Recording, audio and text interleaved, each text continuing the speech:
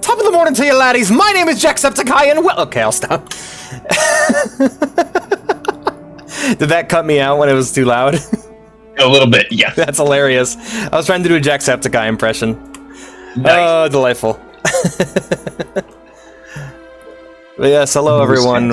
I don't even know if anybody's here yet, but welcome. Today we're going to be doing a Star Wars Sith tier list with good old Baatir. Hello. Thank you for being here, man. Absolutely. I'm happy to be here. I enjoy watching your streams, and I love Star Wars, and you love Star Wars, so it's a wonder this hasn't happened sooner.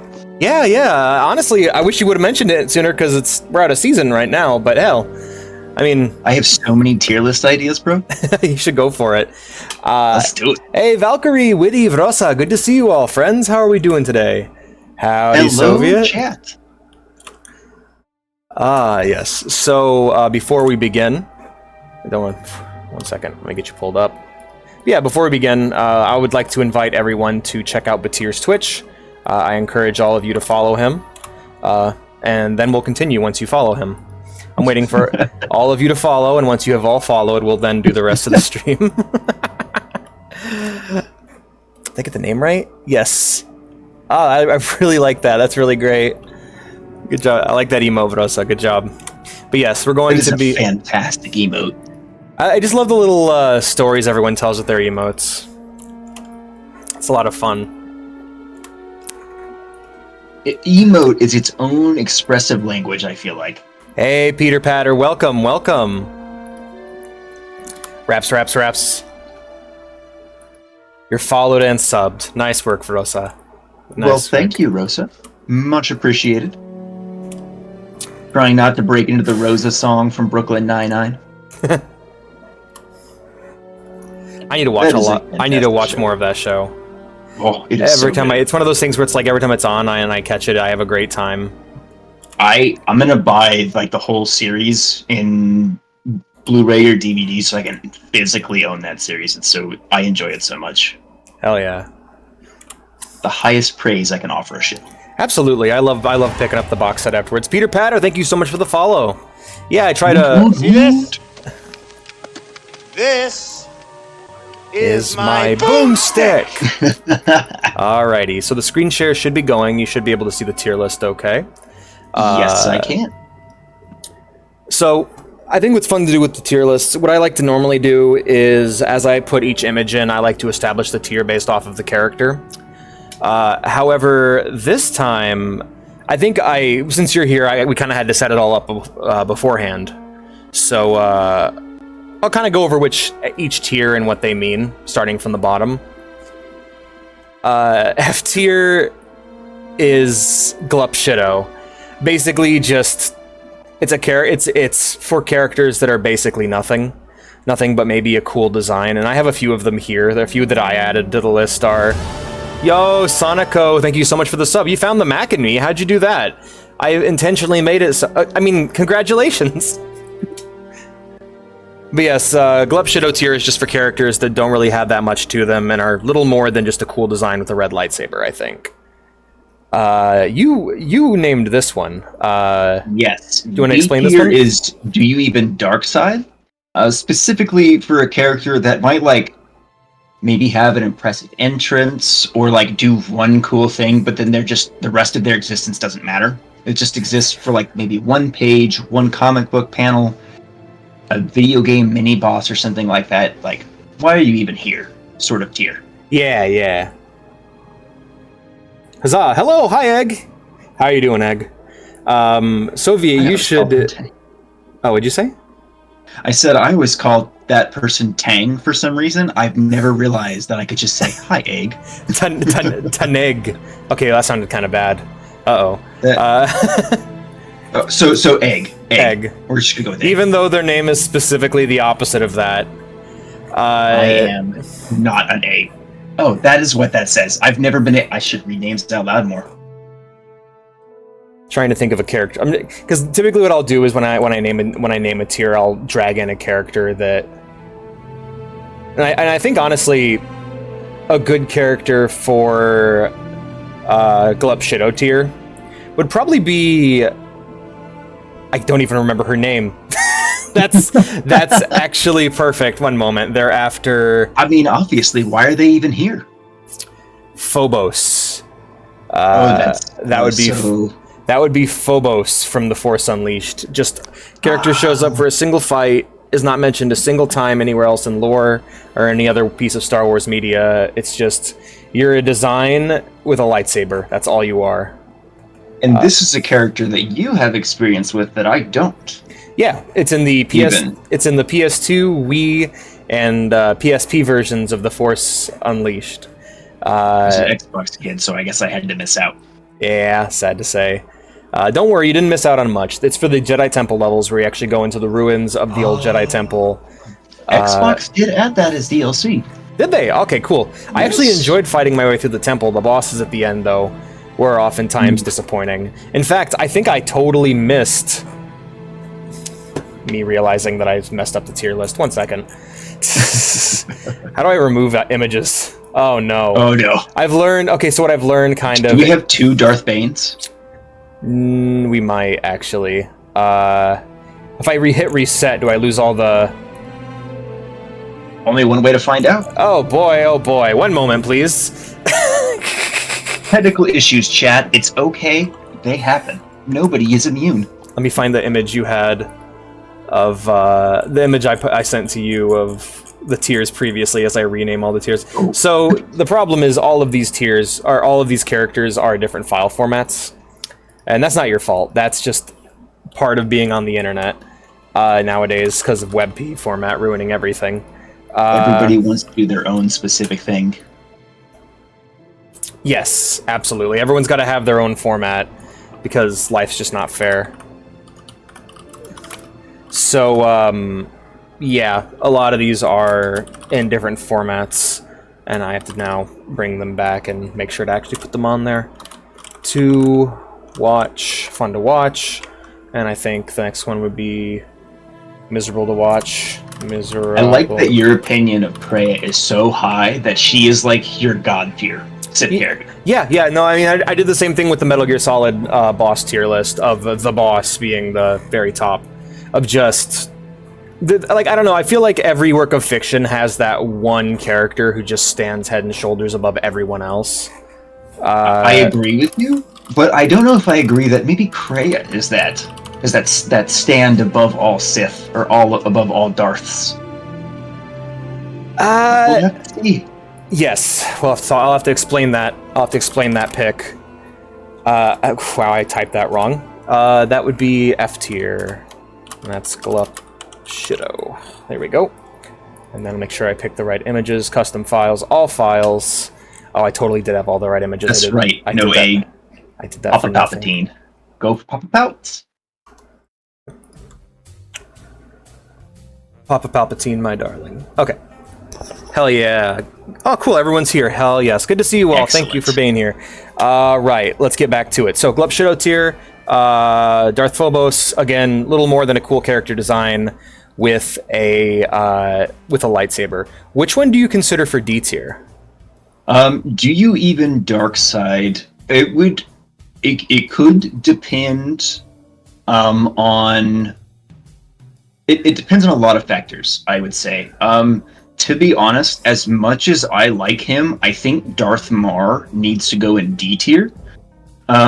Because my experience with that character for Star Wars The Old Republic, he's there as like an ally no matter what faction you're in. And he doesn't really, no matter who you are, he's a friend, basically. And a character that like respects you and vice versa. So as much as I like the character, I feel like he belongs in D tier. Okay. All right, I'm not familiar with Mar. I actually saw him and thought he was a Revan palette swap. He looked like Player 2 Revan. I forgot to add the Emperor from Star Wars The Old Republic. Let's leave that one off there. I don't want to be spoiled. Okay. There's smaller characters I'm okay being spoiled on. I want to actually get a vibe for the Emperor myself. Give the cat weed. The cat is extremely low on weed, but thank you, Bear. Bane. That's a good Bane picture, Fox. I really like that picture of Bane. All right, let me light up real quick. Mewtube Plo with Jedi. Absolutely. We all have our favorite Jedi characters. Oh, for sure. For sure. No, I would be really interested to do a Jedi tier list because it's so easy to be like, but my favorite's the best. No, my favorite's the best. No, my favorite's the best. And it's like, you all think you know, but I know the real best. You know what I mean? Yes, I totally got that. Oh man, this one is miserable to watch. So, underneath fun to watch, which is like, I love watching this guy be evil to the point where I'm about to root for him. Miserable to watch this is a character that is so frustrating to engage with and experience their story that I'm actively rooting for them to fail. And this is going to be a controversial pick probably for you, my friend. I would say Githany fits into that one of just really just her not getting Bane, her not asking the questions she should be asking. She missed the mark. She was so close, but just so far miffed by like she rolled a nat like one basically on every insight check nat one. She just does not understand Bane at all. She wants the dick. She wants the dick so bad, but she does not understand the guy it's attached to. She does. I don't think she does. I think for her that is a stepping stone. I think for Gethany, it's not about the partner. It's Bane is just power. Yes, and she's power hungry. That's all it is to her. But I have another addition to this tier, if that's all right. Oh yeah, sure. What's up? I want to slap Khan up there too. Oh, Khan is such a good one of just... Because he is just so miserable. This is Khan, right? Watch. No, 2 over. Next to the Ronin. This is Khan. That is Khan. Yes, Khan.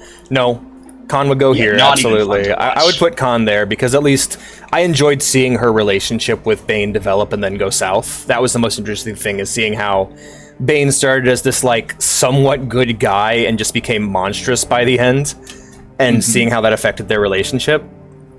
Yes. I'll be right back. I have to turn my AC off because it's loud. I should go turn up my fan because it's hot. Nobody in my community seems to care, like about the audio, about the AC in the background. I care immensely. I hate that shit. If it makes you feel any better, I definitely couldn't hear it. That's fine. It only comes in when my voice hits certain volumes where it meets the threshold. But it drives me nuts when I'm editing. So I gotta turn it off. It's my own pet peeve. But yeah, I think that's a good pick, honestly. Both of them are actually great picks because of what they represent within the story, which is the ultimate stagnation of the Sith. Yeah, and it's all Khan's fault. It's all... Oh yeah, Obi-Wan would probably rank really high. All Khan's fault. I would put Yoda pretty low on that list, sad to say. But I think that's a great... Yeah, those are 2 fantastic picks. And do we want to talk a little bit about what about the Brotherhood of Darkness? Yes, the Brotherhood... The stagnation of the Sith, as you put it? Yeah, the Brotherhood of Darkness was a response to the war with the Sith Empire, and how basically everyone was just killing everybody all the time. And as always with the Sith, because every individual... It's an organization filled with a lot of people. They're all power hungry, and they're all fighting against each other, trying to rise to the top. And so the Brotherhood of Darkness's response to that, their new formation of the Sith Empire, which was going to be, nobody fights anybody.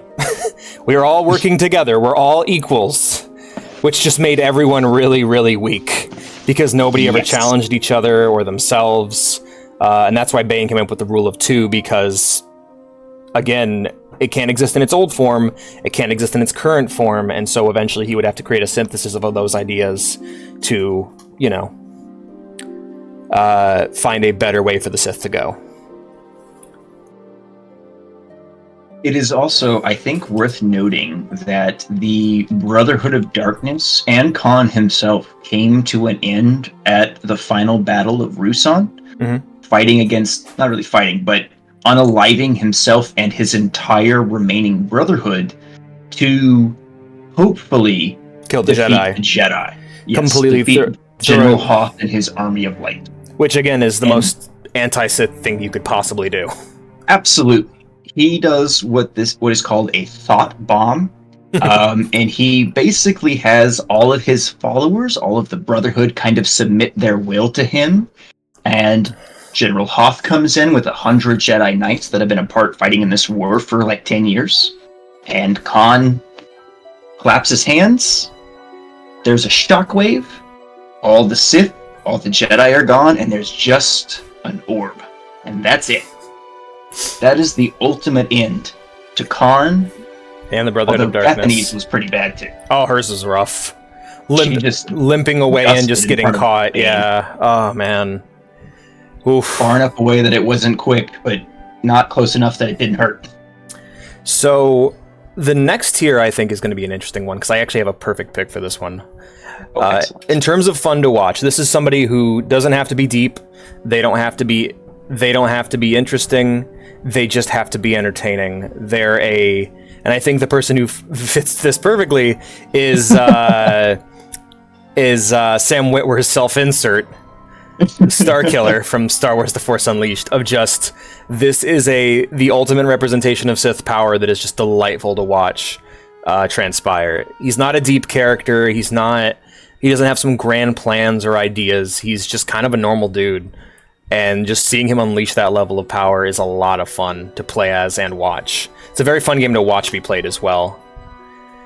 I absolutely agree. I feel like this tier is perfect for him because they took so many powers that I feel like we got to experience in other games or stories and cranked them all up to like 20, then rip the knobs off.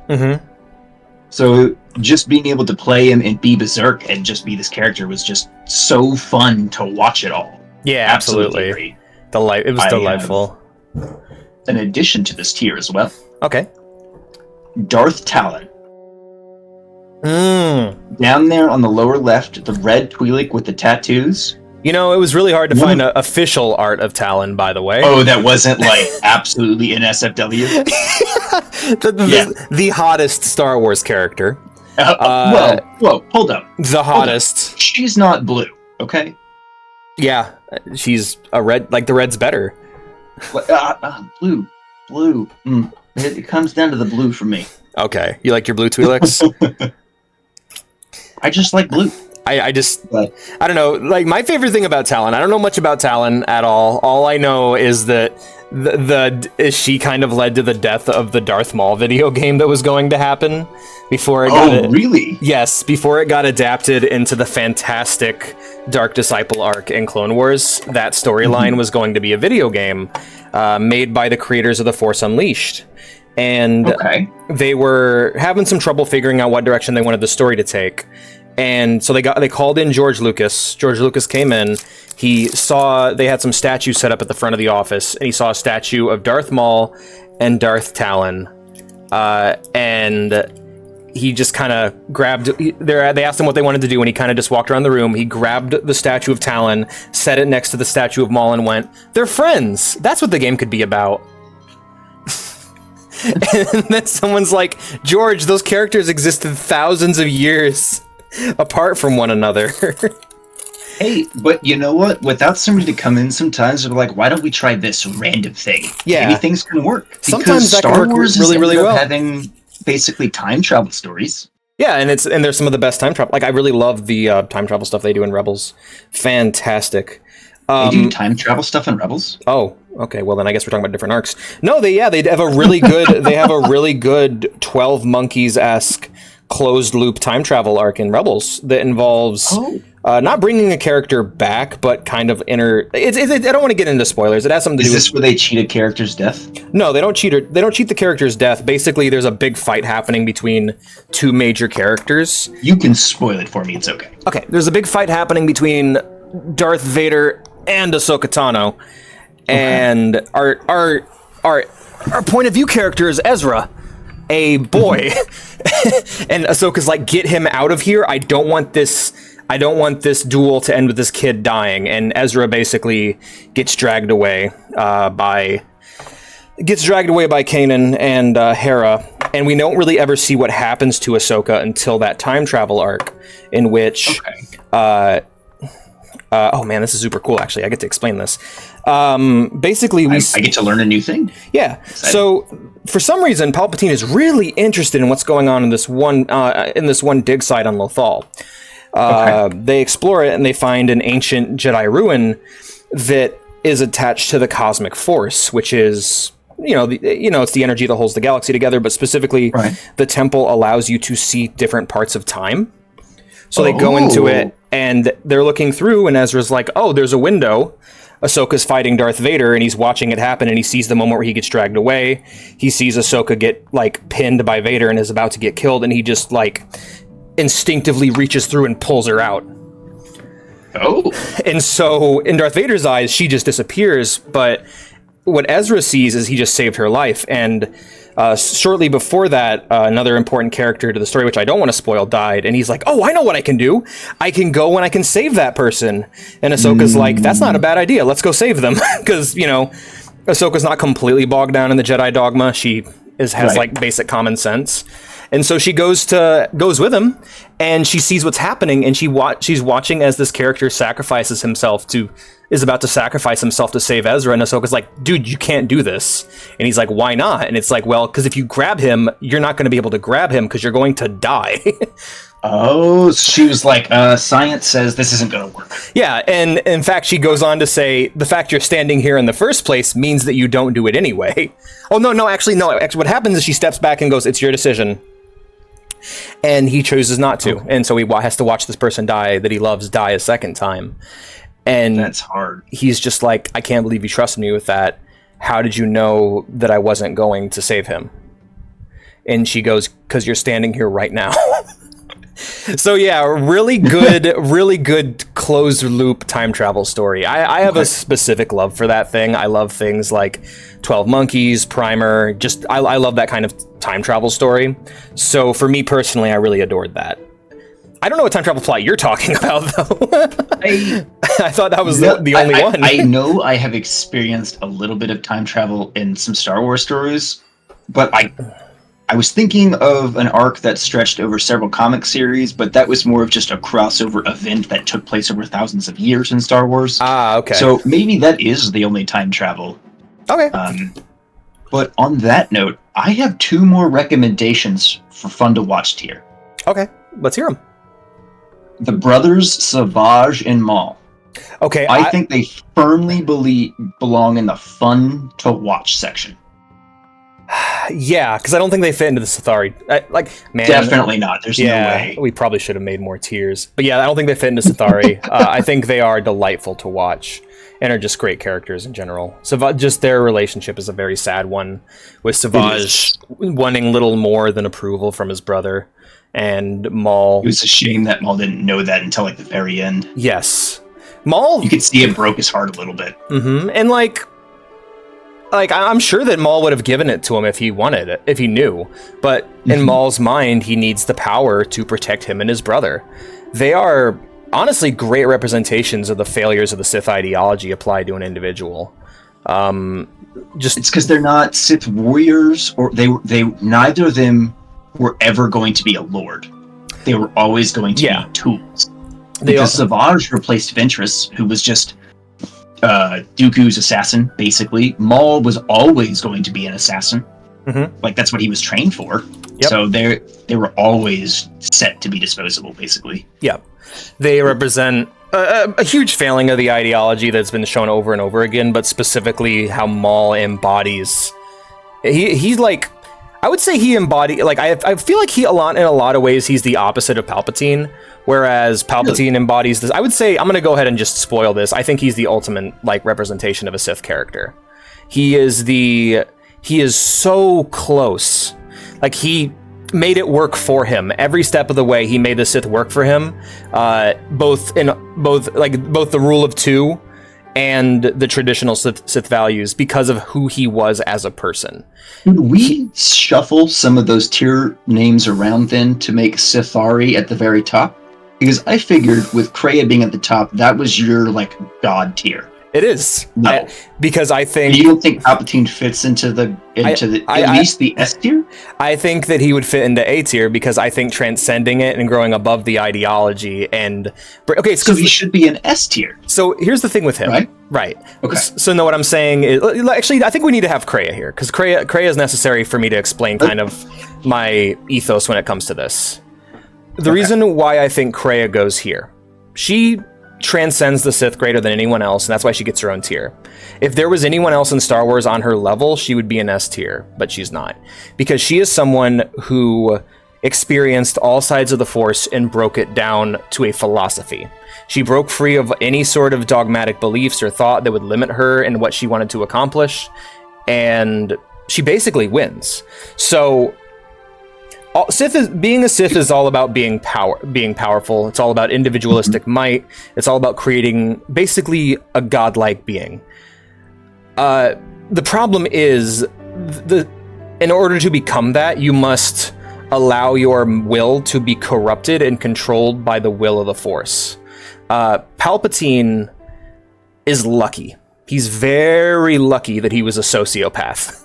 He's very lucky that if he did not become the exact wrong person for his master to find. Yes, exactly. Palpatine. What's great about Palpatine and why I consider him a Sithari and why he is the perfect embodiment of the Sith without transcending it is he could never transcend it, because no matter where Palpatine would be, if he did not have the Force, he would be killing prostitutes and torturing animals because he's a fucking psychopath. Yes. He is You were talking to me the other day about his introduction in the Plagueis book. It's delightful. And it's so good. Would you share that again? I would love to hear that perspective one more time. Yes. So what's great about Palpatine's introduction is that he is just this pouty rich kid.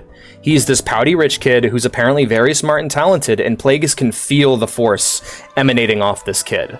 Now, Plagueis is in disguise as a senator, because he is one, and he's just talking to Palpatine, having a normal conversation with this politician's son.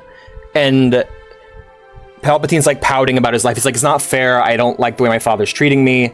It's unfortunate. And Plagueis is like trying to empathize with him. And he's like, well, what'd your father do? Maybe I could talk to him. He's like, well, he took away my speeder, even though I love speeder racing so much. You know, I accidentally run over a few people and all of a sudden it's a big deal. And it's just, he has no understand. Like, yeah, he's a monster. And like, he's a fucking, like, he's a genuinely despicable person. And I think that's why it works so well for him. And why I think Kreia matters so much is she is a logically minded woman. She is a very, very smart woman. And so she breaks down, for her, she tried the Sith. She tried Palpatine's path. What happened to her is it got her killed. It nearly got her killed. It led to the loss of her eyesight, and it disconnected her temporarily from the Force. Because when the Triumvirate collapsed? Yeah, when the Sith Triumvirate turned on her. When Sion and Bane turned on her. And the reason why she eventually was able to rise above it is she freed herself from that Sith ideology. She did not allow the Force to corrupt her or control her. No Sith corruption, no hurting people for the sake of hurting people, no charity for the sake of charity in the form of Jedi. She is cold and logically minded, and she made the Force work from her to the point where she nearly destroyed the Force entirely. She nearly cut off the entire galaxy from the Force because she saw the future and past before her and just said, is it worth it? Is it like, she nearly killed thousands of people to save trillions. And I think that's why she's my favorite, is because she completely subverts all sides of the Force and asks interesting questions. Hey, I've got two things. One, oh shit, sorry, Fox. Do you feel that any of what was done with Kreia's character tied in any way, shape, or form to the Yuzong Vong invasion that existed in the expanded universe? Most likely. She warned about threats coming from outside the galaxy. Mainly she was concerned about the Sith Emperor. She had the mindset of this huge... I don't think she was. Well, I don't think the Sith Emperor / that Sith Empire of that era, I don't think that existed when they wrote KOTOR 2. Well, there's a conversation where she talks about Revan. When they ask, your main character asks, where did Revan go? And she's like, I'm not sure, but if he left all of this behind, there must have been a very good reason, a very large threat. Now she doesn't know about the Sith Emperor. She doesn't know about it specifically, but she knows enough to know that if he was willing to leave the galaxy behind, there must have been something really big coming, and that's what she's trying to do. She's like, all right, no matter what's coming from outside the galaxy, we need to get our shit sorted and situated before they show up. And so what she's accomplishing is all about that, transcending that whole thing, and beating the Sith ideology completely. Because it's like, Palpatine embodies it perfectly. He embodies the Sith ideology in its purest form, Kreia subverts it, and I think that ranks higher. Bending that whole ideology to your will and making it yours is I think something really awesome. That, as much as I love the cool evil people, it never ends very well for any of them. Kreia got to decide how she went out on her own terms. That is very fair, and she is one of the only people on this list that was like that could say that in any way, shape, or form. Yes, very much so. Let me check and make sure I'm having some oh my god, my connectivity is terrible. I was about to say, there looks like there is some drastic lag. All right, guys. Because I think the stream is like 10 minutes behind us. Yeah, I'm seeing them talking about Maul. BRB, guys. I'm gonna go take a bio break real quick. Yeah, I'll be right back. Yeah, no problem. The stream.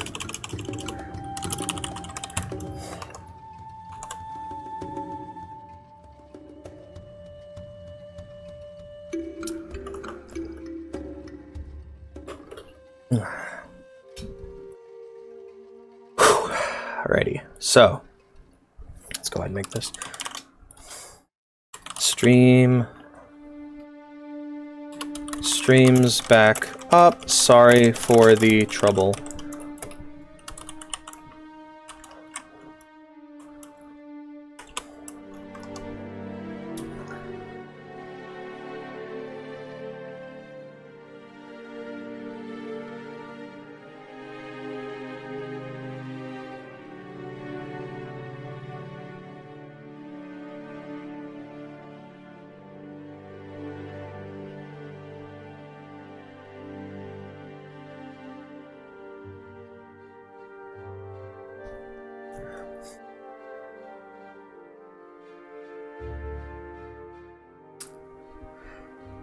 Okay, we should be good now.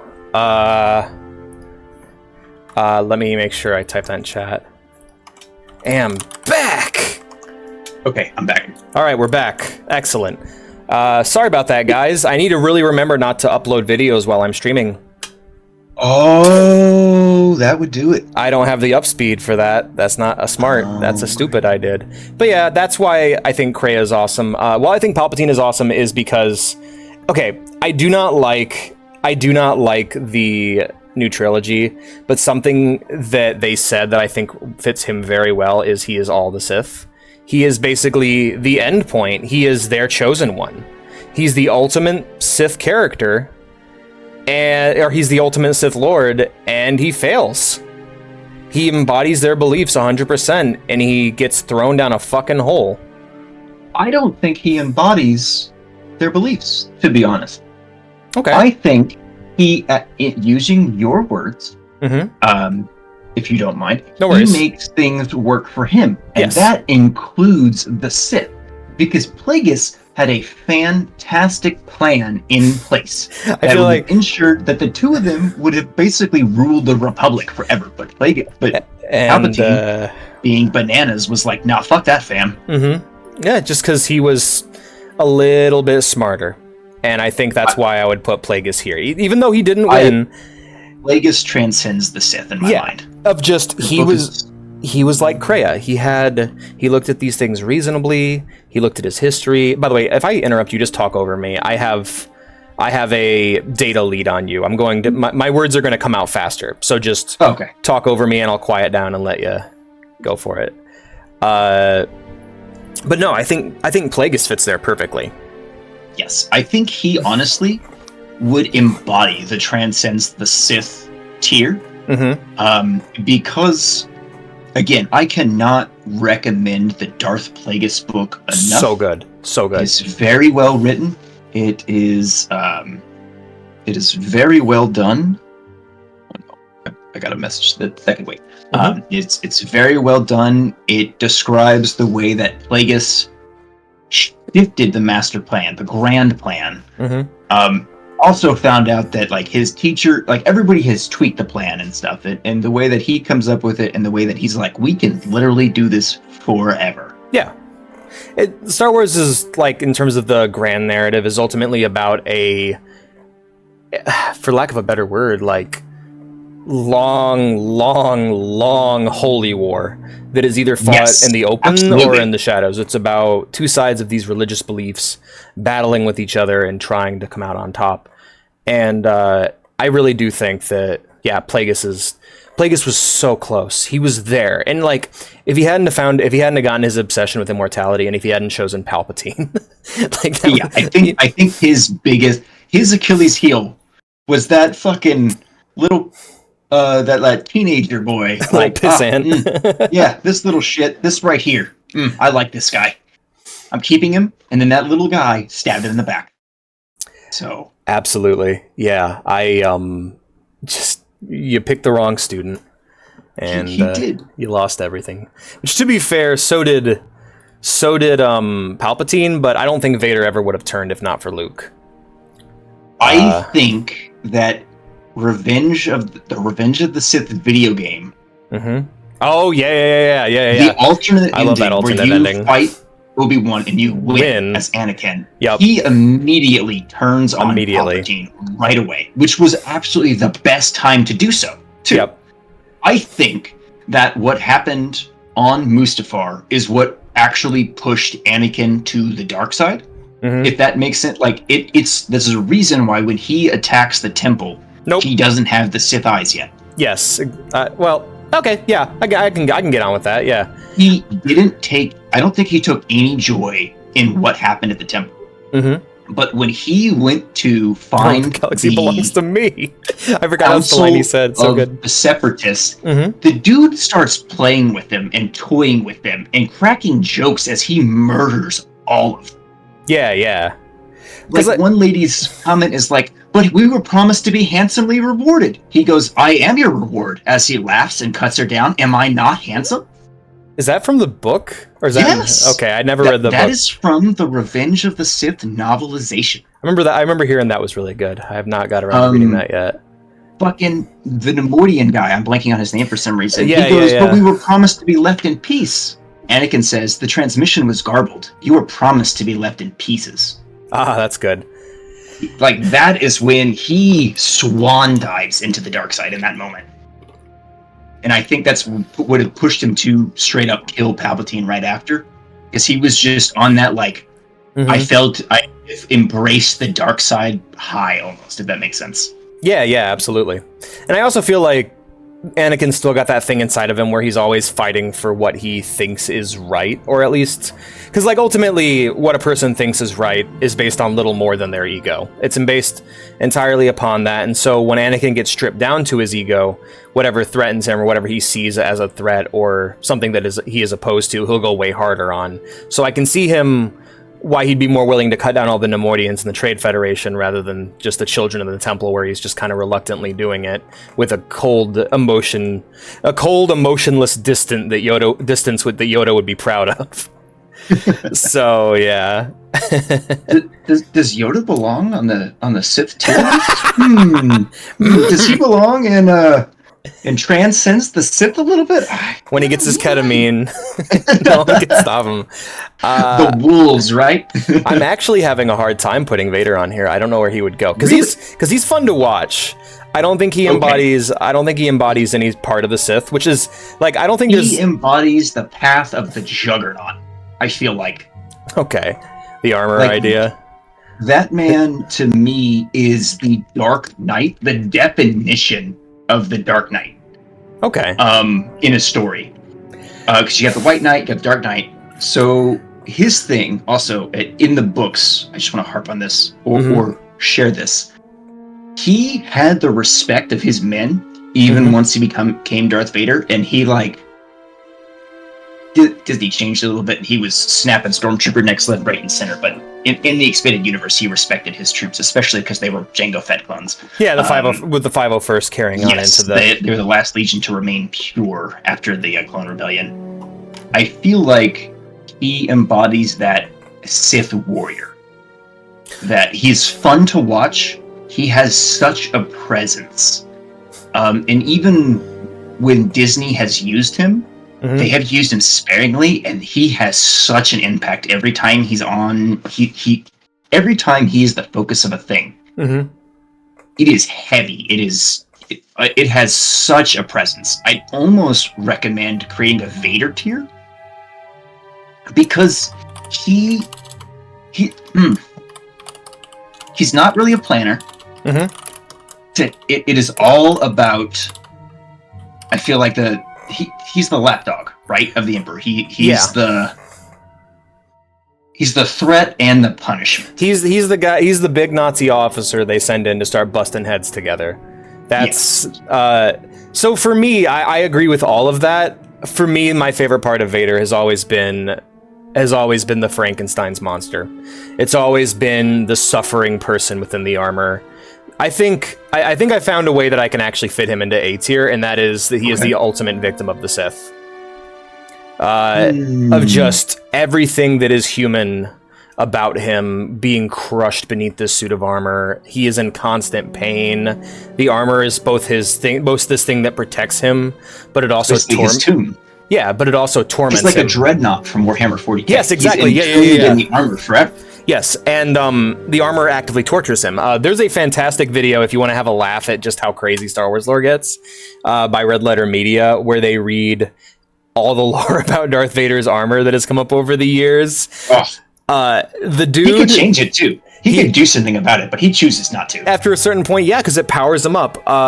Now, my favorite Vader moment, I think, is from an old Darth Vader novel. I wasn't too crazy about it. It was all right, I guess. But the part I really loved is when he went to go visit Bail Organa on Alderaan. And Bail doesn't know he's showing up for the meeting because Vader doesn't announce himself. He just shows up. And Bail is holding Leia. Or no, he's holding Leia in his arms.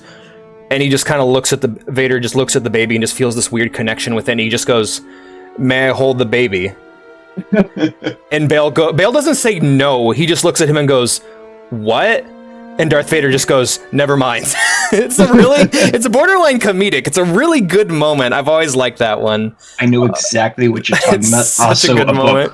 Book, The Dark Lord. I think that's just the name of the book. Okay. It is an excellent book.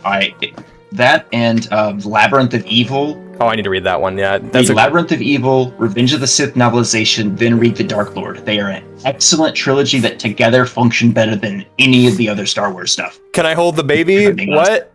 Never mind. It's such a good moment. You gotta imagine that in James Earl Jones's voice with the respirator and everything going like that. Mm-hmm.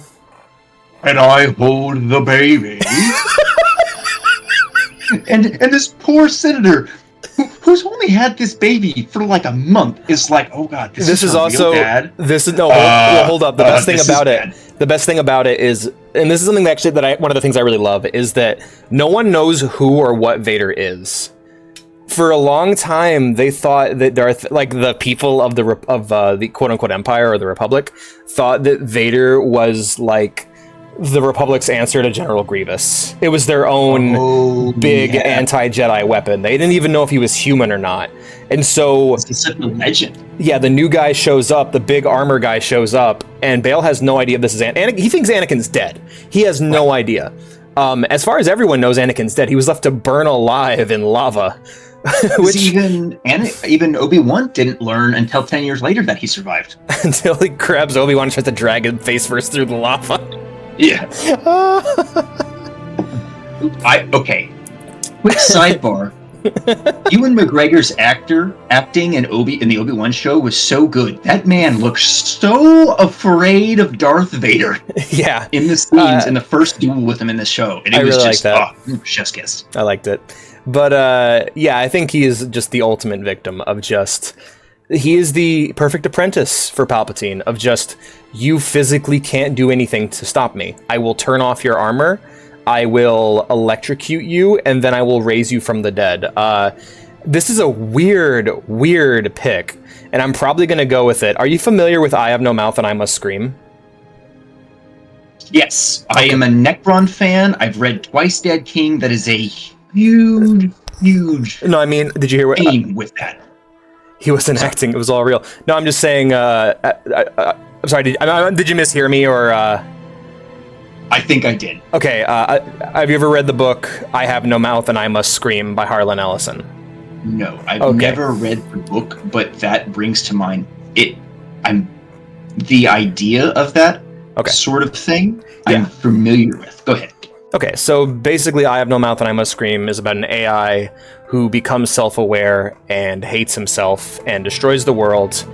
And he hates humanity so much that after wiping out the human race, he saves 5 people that he sees as the representations of everything despicable about mankind, and he tortures those people for all eternity. Jesus. It's a very dark story. And whenever they misbehave or try to kill themselves or they try to escape, he remakes them. He can shape their flesh. He can shape their minds. He can shape the world around them. He's basically a god. And I see a lot of that with Palpatine and Vader of just, if you ever betray me, I'm just going to turn off your armor and then save you. And maybe I won't even give you armor next time. Maybe I'll just stick you in a barrel. That's true. That is Vader can outwardly be a monster, but when it comes to him and Palpatine is his puppet master. Yes, I see him as the ultimate victim of just... whereas Maul is a mental victim of the Sith, Vader is physical and mental, of just everything about your life and its relationship to this faith is awful. Just awful.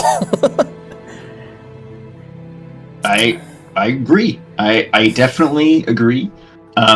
I think it can be really interesting trying to reason the two different sides that we see to Vader, because as you point out, you're pointing out the very vulnerable, very hurt, the victim portion of him and who he is as a character.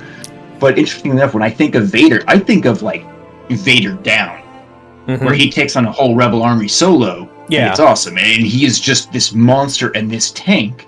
I think in some part because until comics from the last 10 or 15 years, I don't think I noticed the trend of much as Palpatine controlling Vader to such a degree that I see in the more recent comics. So I think before the prequel trilogy, I think their relationship was a little bit different. It was probably for the quote-unquote traditional Sith rule of 2 mentorship. Can I tell you my second favorite Darth Vader moment? Absolutely. This is my second favorite Darth Vader moment, and it's my number 1 favorite Luke moment. And it's when it's in the final duel in Return of the Jedi. Palpatine is sitting in his throne, getting off in his pantaloons, and Luke is just... Darth Vader's taunting Luke, and he's like, hey, maybe if I can't turn you, I'll go after your sister. And Luke just goes berserk and starts bashing him over and over again, physically overpowering him, which he should not be able to do. Which kind of shows Vader's vulnerability at this point. And then Luke just cuts his fucking arm off. He cuts his arm off, lightsaber goes down the hole, and Luke, as Palpatine's standing up going, yes, strike him down and you'll become stronger and all that stuff, doing his Palpatine thing, being wonderful. Luke is looking down at his robotic hand that his father gave him by cutting his arm off at the end of the last movie, and he sees that Vader has the same thing, and he makes that connection. He sees the vulnerable human on the inside, and in this moment, he turns to Palpatine, turns off his lightsaber, and throws it down the hole, and just says, I'm a Jedi, just like him. It's this really great moment of just... That is amazing. He completely sees the humanity through all the wire, all this. It's something that Obi-Wan and Yoda could not do. He's more of a machine now than man, twisted and evil. Luke saw the human, and I think that's... I've never heard this perspective about that scene before. That is awesome. Yeah, it's such a good moment for Luke and Vader, and it's why Luke's probably my favorite Jedi character. That makes me more sad that he tries to kill his nephew later. Or he nearly... Okay, that is a fantastic moment. That is a great recontextualization that I think is going to change the way I enjoy Return of the Jedi. So thank you for that. Yeah, no worries. You should watch it again. It's beep. Oh, somebody's doing the beep sound alert. Oh no. Beep beep beep beep beep beep beep beep. Okay, I feel like we've been on Vader for a little bit. There's a lot to talk about with him. It is. He has such a presence in Star Wars. I mean, he is like the bad guy of Star Wars for so much of it. Mm-hmm. Why don't you go ahead and pick one, because I've been on about Vader and my favorites for a minute now. Okay. Let's grab Luminar. Unduli? Not, I forget how to say her name. Not Luminar. Yes, the Lady of the Sith, right there. All right, let me get her name real quick. Cannot spell her name very well. Lumia. All right, where'd she go? I think that she should go. She's gonna go into. I think she goes into the fun to watch tier, but I think that is because of the game she ended up playing in the Legacy of the Force series, corrupting Jason Solo to the dark side. Basically setting up a whole new galactic civil war. And then when Luke's partner or wife is killed, she basically runs interference. Wait. The person. Mara dies? Oh no. I liked her. Oh no. Yeah. I really liked Spoilers, her. everybody. Damn it. For the Legacy of the Force books. Oh, damn. Partway through, Mara goes hunting for Jason. She realizes what's happening, so she's like, all right, somebody needs to go hunting and take him down, and Luke sure is not going to do that. Yeah. And I can't ask any of these wonderful Jedi, but me, I have skills. I'm going to go hunting. So she goes hunting a Sith Lord and comes very close to stopping him, and nearly causes Luke to fall after she dies. Damn. And all because of her, because of that character right there. Okay. She's also the first introduction of the Light Whip into Star Wars ever, in the old Marvel comic books. That's okay, Bullet. It's good to have you here, friend. Y'all showed up right in the meat of it. Sorry, everybody, to give you all this sad news, especially because Mara is always written so very well and we all love Mara so well. I mean, I love Mara. She's great. She is amazing. I think a great way to bring her into canon would be if she was one of the Jedi Masters of the Temple or something, and she died, and that maybe is why Luke nearly killed his nephew or something. I think a great way to bring her into the canon would be to release the books again and put the word canon on the front of them. I don't think you could do that because they've already changed Thrawn so much, and her story initially came from the Thrawn. You and I have very different. I'm realizing now that you and I have very different takes on lore. So that's fair. Let me tell you. I'm okay with that. Let me tell you my post Return of the Jedi timeline in terms of media that I've consumed. Okay. It goes after Return of the Jedi. Goes Mandalorian season 1, Mandalorian season 2, the Thrawn trilogy. Wouldn't it be Mandalorian season 3 then the Thrawn trilogy? No, because that sucks. No, it doesn't. My mindset is any Star Wars media I don't like goes in the bin. I'm coming from a background of either everything is canon, like Metal Gear. Nothing is canon. Yeah, Metal Gear it's all quality, so I have no problem with like the canonicity of anything in Metal Gear. Almost everything in Metal Gear is quality, so I have no problem. But I'm also a Batman fan. I'm a huge Batman fan, and he's not always written well. He's not always written well, so you got to be willing to throw some stuff in the bin. And there's enough Star Wars media at this point, I think, for us to all collectively take the comic book mindset of if it ain't good, it goes in the bin. And so for me, Book of Boba Fett and Mandalorian season 3 go in the bin. I'm very sad to say. Question for you. Chat just had a great suggestion. We did not add Grievous to this list. Well, because he's not a Sith. That's true, but we did also add characters that... No, you know what? That's fair. That's good enough reason for me. I mean, we could do a villain tier list, but honestly, that list would be very small. Because then we'd have to, like, okay, we already did all this. A lot of these people on the list. Yeah. Counterpoint, Metal Gear Survive. Villain of Star Wars. So, like, what's cool about Metal Gear is that the bin list is very small. The bin is Metal Gear Survive, and everything else is like this is either a what if story or it's not canon. So, Metal Gear Acid 1 and 2 are what if stories. Snatcher and Police Knots are so far away on the timeline that they Jar Jar Binks deserves to be on any tier list. That's a good comment. I actually don't mind Jar Jar, honestly. That's the sad thing. I don't either. I've been exposed to him for so long. Because, like, I also have the mindset of... Grievous tries his best. He does. Grievous tries his best. I think honestly, I would love to see. Another alternative is just maintaining which timeline you like and sticking with it. But I like there's so much stuff I like from both of them that I gotta pick and choose.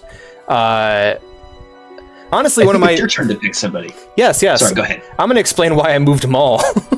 Okay. Well, hell, I didn't even notice. Tell me. I moved Maul because in this whole talk about Vader, it made me realize how much of Maul I really like as a character. Seeing him get torn down by... But is that enough to embody the Sith? Because is that enough to move from fun to watch to embody the Sith? So, Palpatine is somebody who, subverts it. Vader is a victim. Maul is a sycophant. He believes in that ideology. Vader's just a victim. He's not just a victim. I remember him in... Okay. Mm-hmm. Bringing it back to Vader really quick, I'm going to give you some context. There was a scene that they deleted out of The Phantom Menace, which they really shouldn't have. After Anakin wins the pod race, there was a moment where a kid calls him a cheater and says that he must have cheated to win. And Anakin starts a fist fight over it and starts beating the kid. And cool. Qui-Gon sees it and he intervenes. And I think it's a great moment to show that, like, for starters, he, growing up as a slave, probably did all kinds of things to him. Oh, absolutely. And what happened to his mom was probably horrible. And there's the theory that Palpatine paid the Sand People to do that, which is very possible. I think Anakin had his own issues, and yes, as Vader, there is a big victim in there, but I think it is also important to keep in mind that even when we see Anakin in the Clone Wars at the height of him being a hero, he is still not always a great person. There's still a lot of times where he is like, he chooses. He can choose right or wrong, and he chooses wrong because that works better for him. Yeah, I guess that's why I'm such a Kreia fan, because I'm just like, man, he shouldn't have just beat that kid. There might have been a better way to go about that. However, at the end of the day, Anakin, I don't see him doing a lot of non-heroic things in the Clone Wars. See, that's the problem. Isn't what he's doing. It's what the Force does to him as a response. It's the world that surrounds him. If he was a clone trooper or a bounty hunter, he'd be heroic. We'd be praising him for some of the stuff he pulls off in the Clone Wars. And trying to think of an example. An example would be Poggle, when he tortures Poggle. That's a good example. That motherfucker deserved it. He had it coming, for one. And second, it's not a bad way of getting information. The idea... A little war crime. Oh, absolutely. I'm just thinking of honestly, I think of everything in Star Wars from a perspective of Kreia, but also of just like pragmatism. Pragmatically, it might have been a good idea to torment them. Sometimes slavers just gotta die. Sometimes people are a problem in these conflicts, and ultimately the only people who can decide whether it's necessary or not are people who look back at the history books years later. When it comes to the Force itself, it applies a moral... the Force itself isn't like, in my eyes... It has moral consequences, unlike every other choice you make in life. Yeah. If you're attuned to the Force and you make evil decisions, the Force attunes you, your physical appearance. Yeah, if you're a normal person and you smack a fly, life goes on. If you're a Force user or a Jedi and you slap a fly, the John Williams bum bum bum bum bum bum and your meter shifts. Yeah, exactly. And so with Anakin, it's like, if Anakin was just a regular soldier, or like, I guess my whole mindset is the reason why I think Maul fits more into the sycophant, because I described him as a sycophant. He believes in the ideology of the Sith. He was brought up basically from birth. I had the mindset that he was brought up Night Brother and then adopted by Palpatine. But in Plagueis, Palpatine's like, yo, what's up with that baby? Palpatine doesn't even ask about it. The lady runs up and she's like, "Oh my god, take this baby! Take this baby! Get him away from these horrible." He's like a Jedi. Yeah, get him away from these horrible cultists. And they gave him to the wrong person. Here, Jeffrey Dahmer, take my child. Here's just which arm to add. I love that. Top 10 General Grievuses. Lego Grievous, Estin. Okay, but Whoa, 2003 Clone Wars Grievous is top tier Grievous. Oh, absolutely, I agree. But when it comes to Maul believes in this, and the problem is with Maul, and I've heard him described as a Sisyphean figure.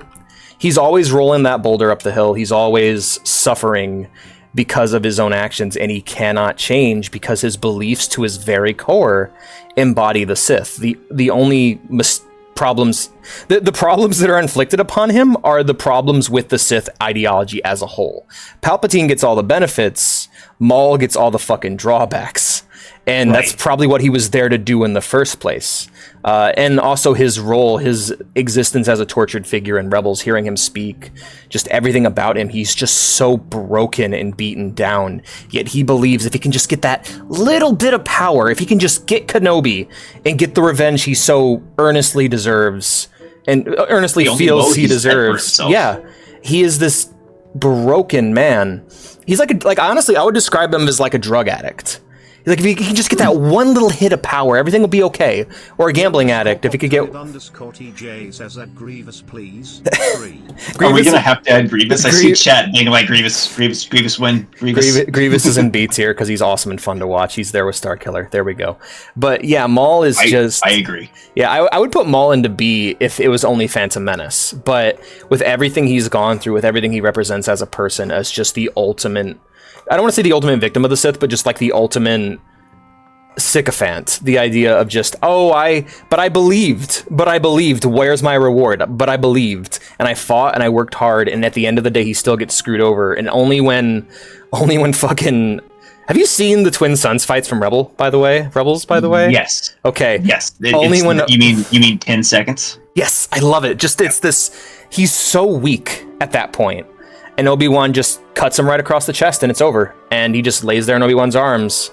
And at that final moment, does he finally see how pointless it had all been. He can only stop fighting when he dies. And then finally, when he's about to die, he's like, oh, I get it. And then he passes. He got that 1 second of joy after a life of misery.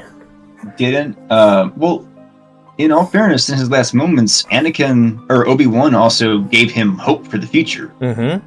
That Palpatine wasn't going to be, running things forever. Yep. And didn't Obi-Wan give him a Jedi funeral? I don't know. He might have. Funeral pyre? I don't recall. He might have. That'd have been very good of him if he did. But yeah, just such a sad ending for the character. And I feel like him being in the same category of as Starkiller would be a certain level of unfairness to probably my favorite character in Clone Wars. I don't know. I think when it comes to, because to me, like I said before, Star Wars is this ideological struggle, and I think the best characters are the people who lay the falsehoods of the ideology bare.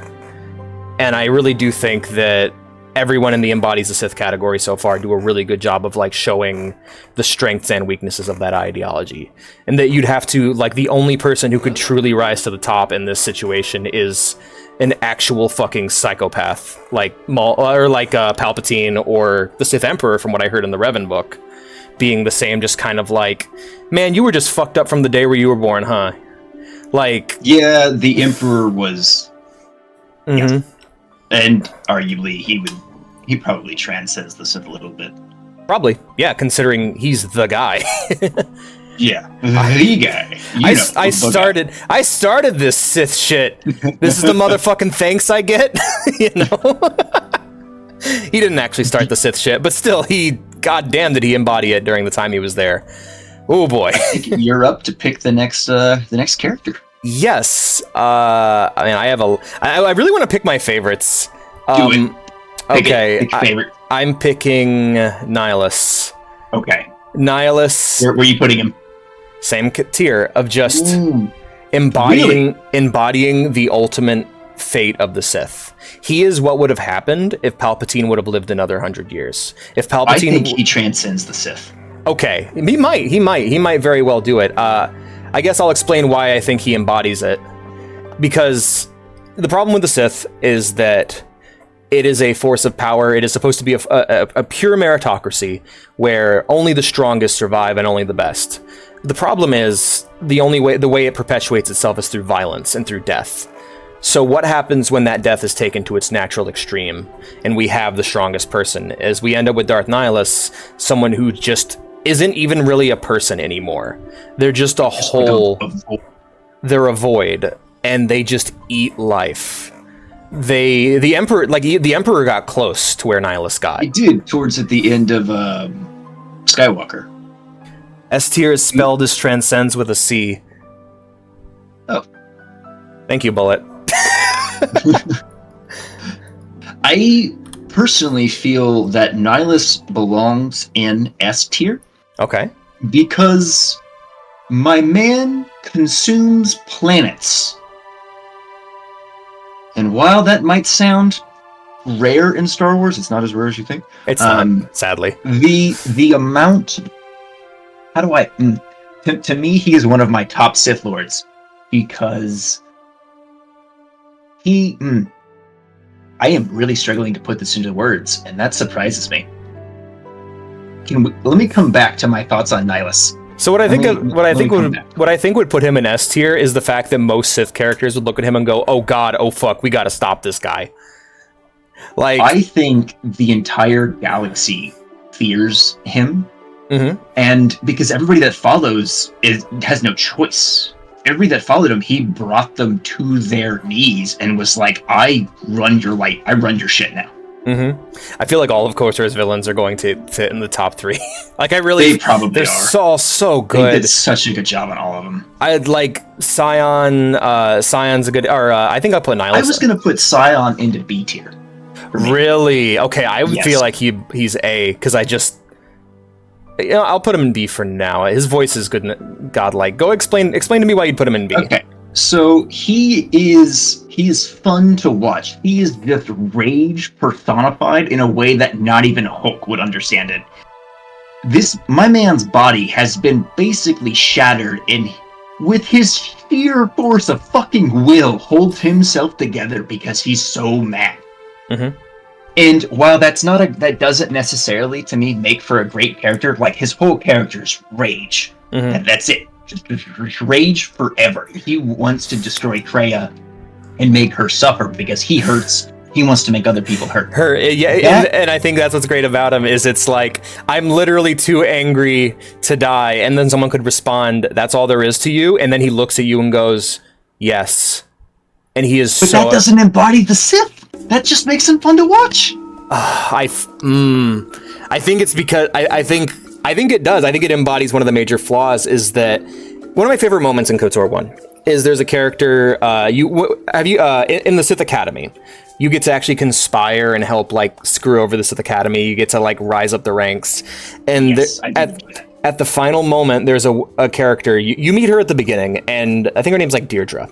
She's a Twi'lek. She tells you the story about how the reason why she became a Sith. The entire game up to this point, you're being told how the Sith are like the worst people. They're irredeemable. And then you speak to Deirdre, and she's like, "I was a slave. I was a slave. I betrayed and killed my master, and then I was free. And with this freedom, I used the power that I had to join the Jedi Temple. And I just watched as they sat by and allowed people to suffer. They allowed people to remain enslaved, and I wanted to free them. And so I joined the Sith because they would give me the power I need to free the galaxy." She wanted to free people. She wanted people to be free. And she believed that the method of the Sith was the best way to go about it. And so you get to the end, and you finally defeat her and thwart her plan to take over the academy. And she's like, "Man, I didn't do any of that stuff I said I wanted to do. I could have been doing that this whole time." And it's because of the power as a means to an end. The problem with pursuing power as a Force user is that you will get pulled in. And you start chasing power for the sake of power. And you either embody that power completely, like Nihilus, where you just eat everything. And whatever, who knows what Nihilus's motivations were? He doesn't even know anymore. He's not even a person at this point. He just consumes. I will freely admit Nihilus does not have any better characterization than Scion does. In fact, they're both probably severely lacking in the characterization. And like the stuff about them other than just rage and hunger. Yeah, but I think that's brilliant. So with Scion, Scion probably wants to I don't say he wants to be Nihilus, but if Nihilus didn't exist and there was no one in his way stopping him, he probably could have become Nihilus. But he's trapped as the Eternal Apprentice, similar to Vader.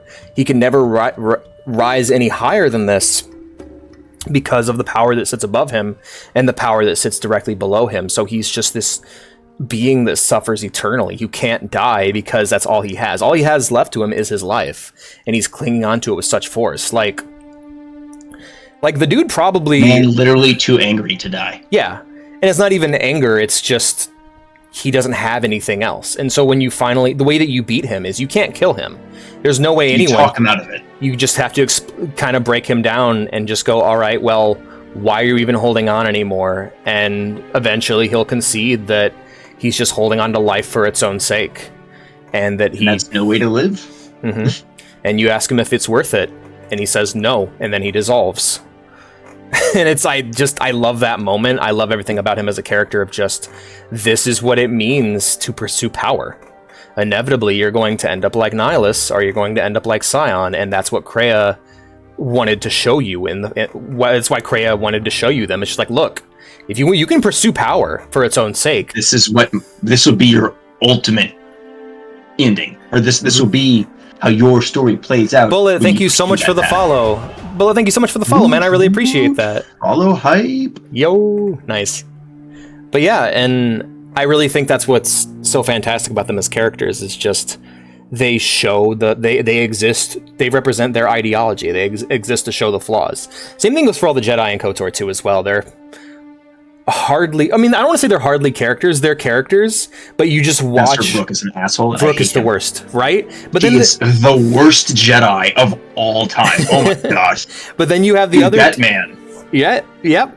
Then you have the other two. Fantastic voice actor, by the way. I really love that guy. For sure. The whole Jedi Council in the first game had a great cast, but his character, they wrote him. I think he was supposed to be the Jedi everybody hated. He's the worst. He is the ultimate representation of the failing of the Jedi. And the other two as well. If I was in a room with Master Vrook and Pon Krell and I had a blaster with 2 rounds, I would shoot Vrook twice. I thought you were going to say I'd shoot myself twice in the head because I really don't want to be in that room. Yeah, I wouldn't want to be in that room, but... Ugh. Pew, pew! All right. I would take Pon Krell over Master Vrook, and that is saying something. I feel that.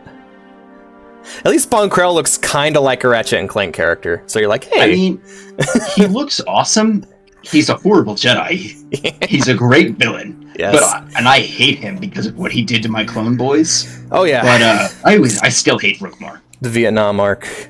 But yeah, I think that's why I would put him there, because he's not just fun to watch. He is a very strong representation of the failing of the Sith. But if you disagree with me, that's fine. I'm okay leaving. You convinced me. I think we can move him up to embodies the Sith.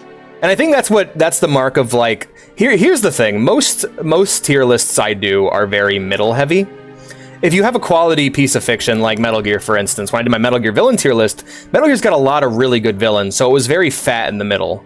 Because you had your really strong standouts, but then you had your fat in the middle, and the fat in the middle is just a lot of really good shit, you know? But I don't know about... Everything's good. It's hard to find what excels. Yeah, Star Wars has like really strong villains for the most part. It's honestly, I think a lot of the books that I don't really remember all that much are the ones that don't have strong villains or protagonists. Like I remember one of my favorite ones is Master and Apprentice. That's a Qui-Gon book. Very, very good. Oh, I remember that. The villain in that is like the lamest. But wasn't that Qui-Gon's previous apprentice was the villain? No, it was Qui-Gon's friend's previous apprentice. Oh. Qui-Gon's friend was an interesting guy. He was basically an old washed up Jedi who had turned to drinking and screwing pretty much. It's a really good line. There's a moment where Qui-Gon goes to meet him in his room and there's like a lady in his bed and Qui-Gon's like, dude. And he's like, what? And Qui-Gon's like, attachments, really? And he's like, hey, attachments don't include screwing. What do you want? It's like a line like that. And I'm like, oh, okay. Wow, sex happening. That's a valid point. Yeah. Dude is just having petty, vapid sex. I mean, Jedi can go around having one-night stands all they want. We saw Obi-Wan, who I feel like a lot of us treat as like the pinnacle of Jedi. talk about how he nearly left the Order if Satine had just said the Satine words. had just said the word. Yep. So, oh God, poor Satine. Tragic character right there. Yeah. What was the other one? There's in the main character of Dark Disciple, his whole thing of like Voss, Quinlan Voss, of like, hey, you're gonna be the Jedi we send to infiltrate all the horrible criminal enslaver organizations, and he's just like, harder, Daddy. Go to the. I saw that. That's great. But yeah, like Obi-Wan going to meet him at the bar and have a drink with him and just be like, Quinlan's kind of like ashamed that the only way he can meditate properly as a Jedi is when he's fucking plastered because of just the horrible things he's experienced, like having to be basically an undercover Jedi cop. Which I also like. I like how Obi-Wan drinks with him. It's really cool of him.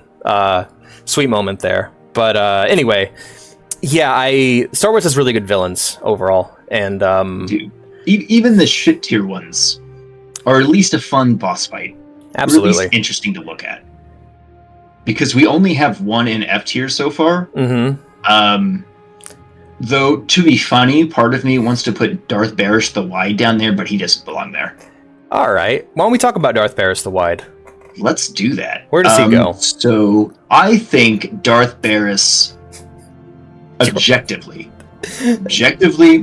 probably belongs in A tier, because he was working to basically subvert the Emperor's control over the Sith Empire during the events of Star Wars: The Old Republic. Nice. And he does come quite close. He's very much of, we don't need, like, he's like, I'm gonna be in charge, we're gonna do this my way. And that takes some serious stones in that particular Sith Empire. And while I love to bash on him, and I love to play as his apprentice and give him sass and give him shit all the time. It's really fun. It's really funny. And in a setting in which talking back to your boss can get you decapitated or electrocuted, he's just like, it's so much fun. Wags his finger like, oh, you. Yeah. Oh, you. Watch yourself, apprentice. I keep my pimp hand strong, you know? And he does it on other people, but never you. No matter what you say. Oh my god. I'm thinking of him. I'm just imagining him, but with like a purple hat now. I'm imagining him dressed as a pimp named Slickback from the Boondocks. And now the Jedi want to get some bass in his voice. His like bottom bitch? Is that what the term is? Yeah, You're just his top earner. Bitch. So you can smack everybody around, but he won't smack you around. He even lets you, he's like, if you deem to discard my other tools, feel free. And you're like, okay, cool. Bet. I'm going to clean out your tool shed, bro. All right. And, I think 8 here. Yes, and it's a shame that he has to serve that OU role for the Sith Warrior. His presence in, I think, the comic books was a little bit better, and with characters in video games, oftentimes you will get a more a better thought out version of the character in other media, because I think it's hard to explain everything about a character in a video game really fast so you get the impact from them. Because in a video game, sometimes it's just show up, look cool, be badass, have a red lightsaber, and then be good. All right, I got a pick that's gonna break my heart to make, and I'm gonna need you to move this pick based on where the story goes, because I really liked what I thought this character was, and I'm sad to say that Revan, I'm gonna have to move him into B tier. He is a delight to watch work. I love how pragmatic he is as a person. I really liked what I thought he was. What did you think he was? So KOTOR 1 props him up as this ultimate Lord of Darkness that you are either aspiring to be or aspiring not to be, depending on how you play your character in that game. The entire game is set, like almost every single major moral dilemma in the story is set up as what would Revan do, and you should choose to do the opposite because he's the worst. Then you get into KOTOR 2, in which you have Kreia there, his master. And who recontextualizes so much. Recontextualizes everything he did, where you get to bring up things he did in the first game that was evil, and she'll go, was it? Why do you think he did that? Think about it. Think about it pragmatically. And of course she says it in her very Kreia way. Kreia is more Sith than Jedi after all. It's like, why did you think he did that, to acquire more power? You know, but they did a Sith named Slickback. Sorry, somebody, Blue Wolf is like running with my pimp named Slickback comparison for Barris. Sith named Slickback. That is fantastic. That's so good. Oh, I'd love to see art of that. That would make me so happy. Golden, we need that art now. Chat, make it happen. Golden lightsaber handle. Kane lightsaber. Yeah. I'm booking it with the bit. Hell yeah. But Revan being brought up as Kreia Jr. In the second game, and seeing how he was this really smart, pragmatic Jedi, or pragmatic gray Jedi Sith hybrid thing. It's still left ambiguous whether or not he was Sith or Jedi by the end, because of the nature of your choices in the first game. It had to be. Bitch, this force is cold. A lightsaber case? Yes. Yeah. There's a character in Clone Wars that has that. It's do the like, what is it? I don't think it's a Japanese trope, but the trope in a lot of anime where somebody has like that cane and they unsheath a blade. Yeah. But instead, it's like the Ronin unsheathing the saber. He just breaks the cane. And it's just a purple blade. Of course, it would be a purple blade. Absolutely. But yeah, so Revan, what I thought Revan 1 was fantastic, and then I read Star Wars Revan, and I really like that book. I really like Revan's portrayal in that book as a more pragmatic. He felt like a more pragmatic Luke Skywalker. That's the vibe I got from him. Of just, this is Luke at his peak after Return of the Jedi, where he is this really, really smart, expert Jedi. Read the Legacy books, my bro. I need to. But I got to the end of that, and it broke my heart what happens in that book. It's so fucked up and tragic. Do you want to tell chat? Let them find out on your own. Basically, we find out two things about Revan. One is he wasn't the smart person that Kreia thought he was. He was being influenced by a power far greater than himself. He then went... Which is always hard to hear with that character. Yes, because you go from, you're a really smart guy who did it all on your own, to you're basically a victim. And you're another victim, which is, again, I'm not against victim characters. I'm just was not expecting Revan to be one of them. And then him setting out again on a failed mission, a mission that actually fails, of him trying to beat the Sith Emperor. And then he gets put into he's in a fridge right now. He's basically locked in a refrigerator for like the next 1,000 years. 300 years. As his wife and child grow up without him. And it's just so sad to watch this like mastermind then become a victim. Now, I don't know what becomes of him in SWTOR, which is why I said I'd put him in B tier. But the thing is, I don't want to be spoiled. So that's my problem. I'm not going to spoil anything from SWTOR when it comes to Revan. Okay. I will say he has his whole own expansion after the main game that is important to remember as you play through SWTOR. Here's something I'm going to try and recontextualize the way you saw his masterminding as more of being a victim. Because yes, there is a victim spot there, but him during the Mandalorian Wars, that is pure 100% unadulterated Revan. Yeah. Nothing that is not... Very well. That's a good point. Mind white. That is not the influence of the Sith Emperor. That is Revan. Okay. Being who Revan is. He is, because canonically I believe he's a guy. And what we see happen in... Okay. Here's how I'm going to break this down. So...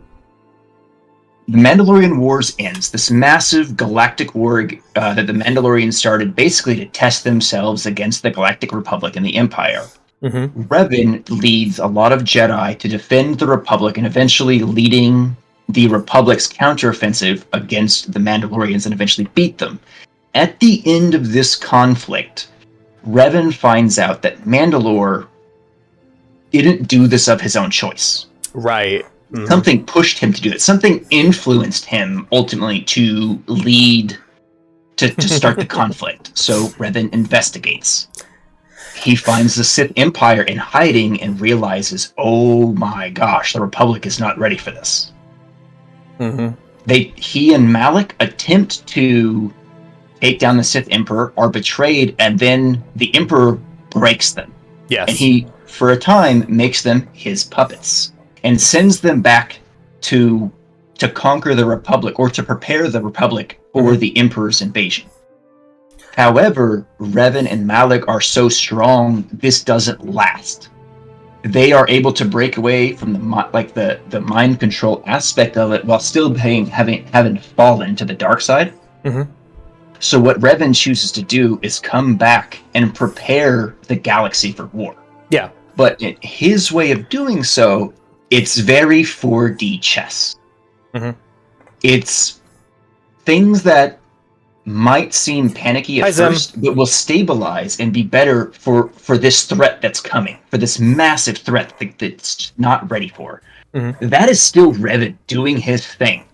He is taking a dark path to do it, but that is still him being like, he's still that 4D chess player. All right. The problem is, like, beforehand I got the method to it, but within the context of, oh man, there's a big invader coming to take out the galaxy. Let's just fuck everything up. And it's like, I get the mindset. I don't think he fucked everything up. That was Malak. Malak was the one that was fuck it all, let the galaxy burn. What is retro? Revan, Goto talks about this a lot in KOTOR too. Oh, he does, doesn't he? Yeah. Revan was, as Darth Revan, he was very strategic. Mm-hmm. There were things like, why destroy a factory world when we can eliminate this one person and bring it into our fold and stabilize the world?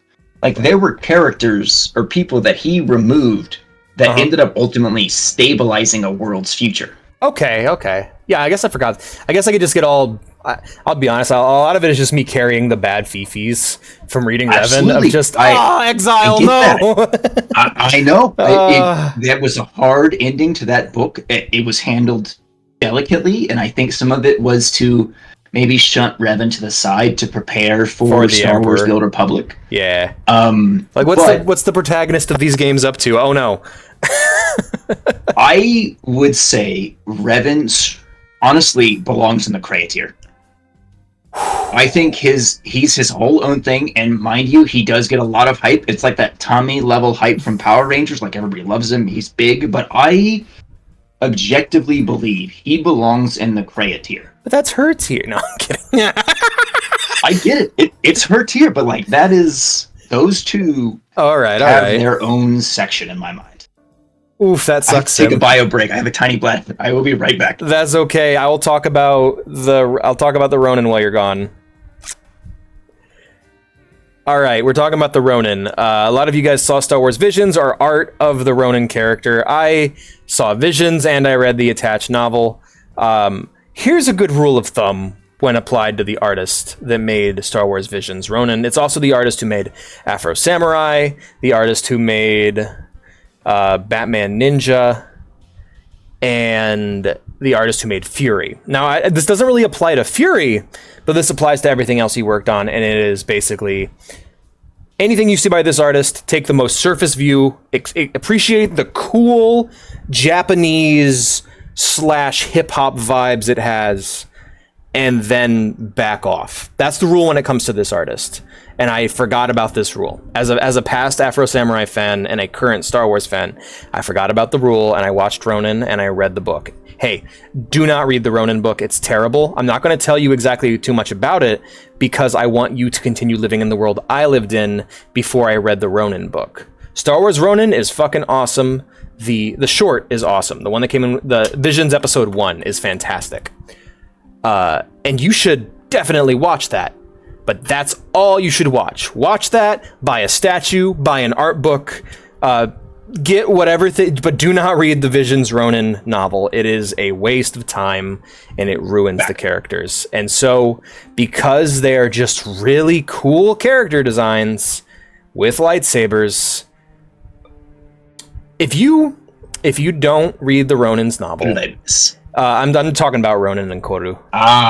If you don't read the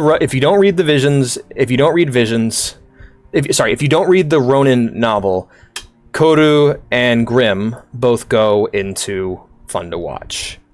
If you read the novel, on the other hand, because the characters have mysteries about them. These mysteries are things that you can fill in for yourself and really appreciate. If you read the novel, every question will be answered and every answer sucks. And so Grim and Koru sadly go into the Glup Shido tier. I haven't consumed Visions or the book for the Ronin, so I am completely deferring to you. I have never seen the girl in the white hair before, because I don't even think I watched a trailer of. You should watch Visions. You should give but Visions I've a watch. seen It's two good. clips of the Ronin. Yeah. So the book is not good. The problem with the book, and it's the reason why, if you guys remember, I talked a bit about it and then I never talked about it again, is because the first half is really good. When it's setting up the world building, when it basically establishes the threat, it establishes what the world is like, what this version of the Star Wars universe is, because it's an alternate universe, it's not the same one. What it is, you get a really good idea of who the Jedi are, who the Sith are, what their version of the Force are in this world. And then they don't do anything with it. And the characters just kind of meander and don't go anywhere or do anything. And so the answers to the questions you had don't really serve any purpose. Like, who are the Sith? Who are the Jedi? Who's the witch they mentioned kind of offhand? You get answers to all those questions, and they're not great. So the best thing you can do with these is the same thing you can do with Afro Samurai. You experience it in the most limited way possible, and you appreciate it for the cool-looking thing it is. And you fill in the blanks about what you think about it. You know, for Afro Samurai, I recommend just playing the video game.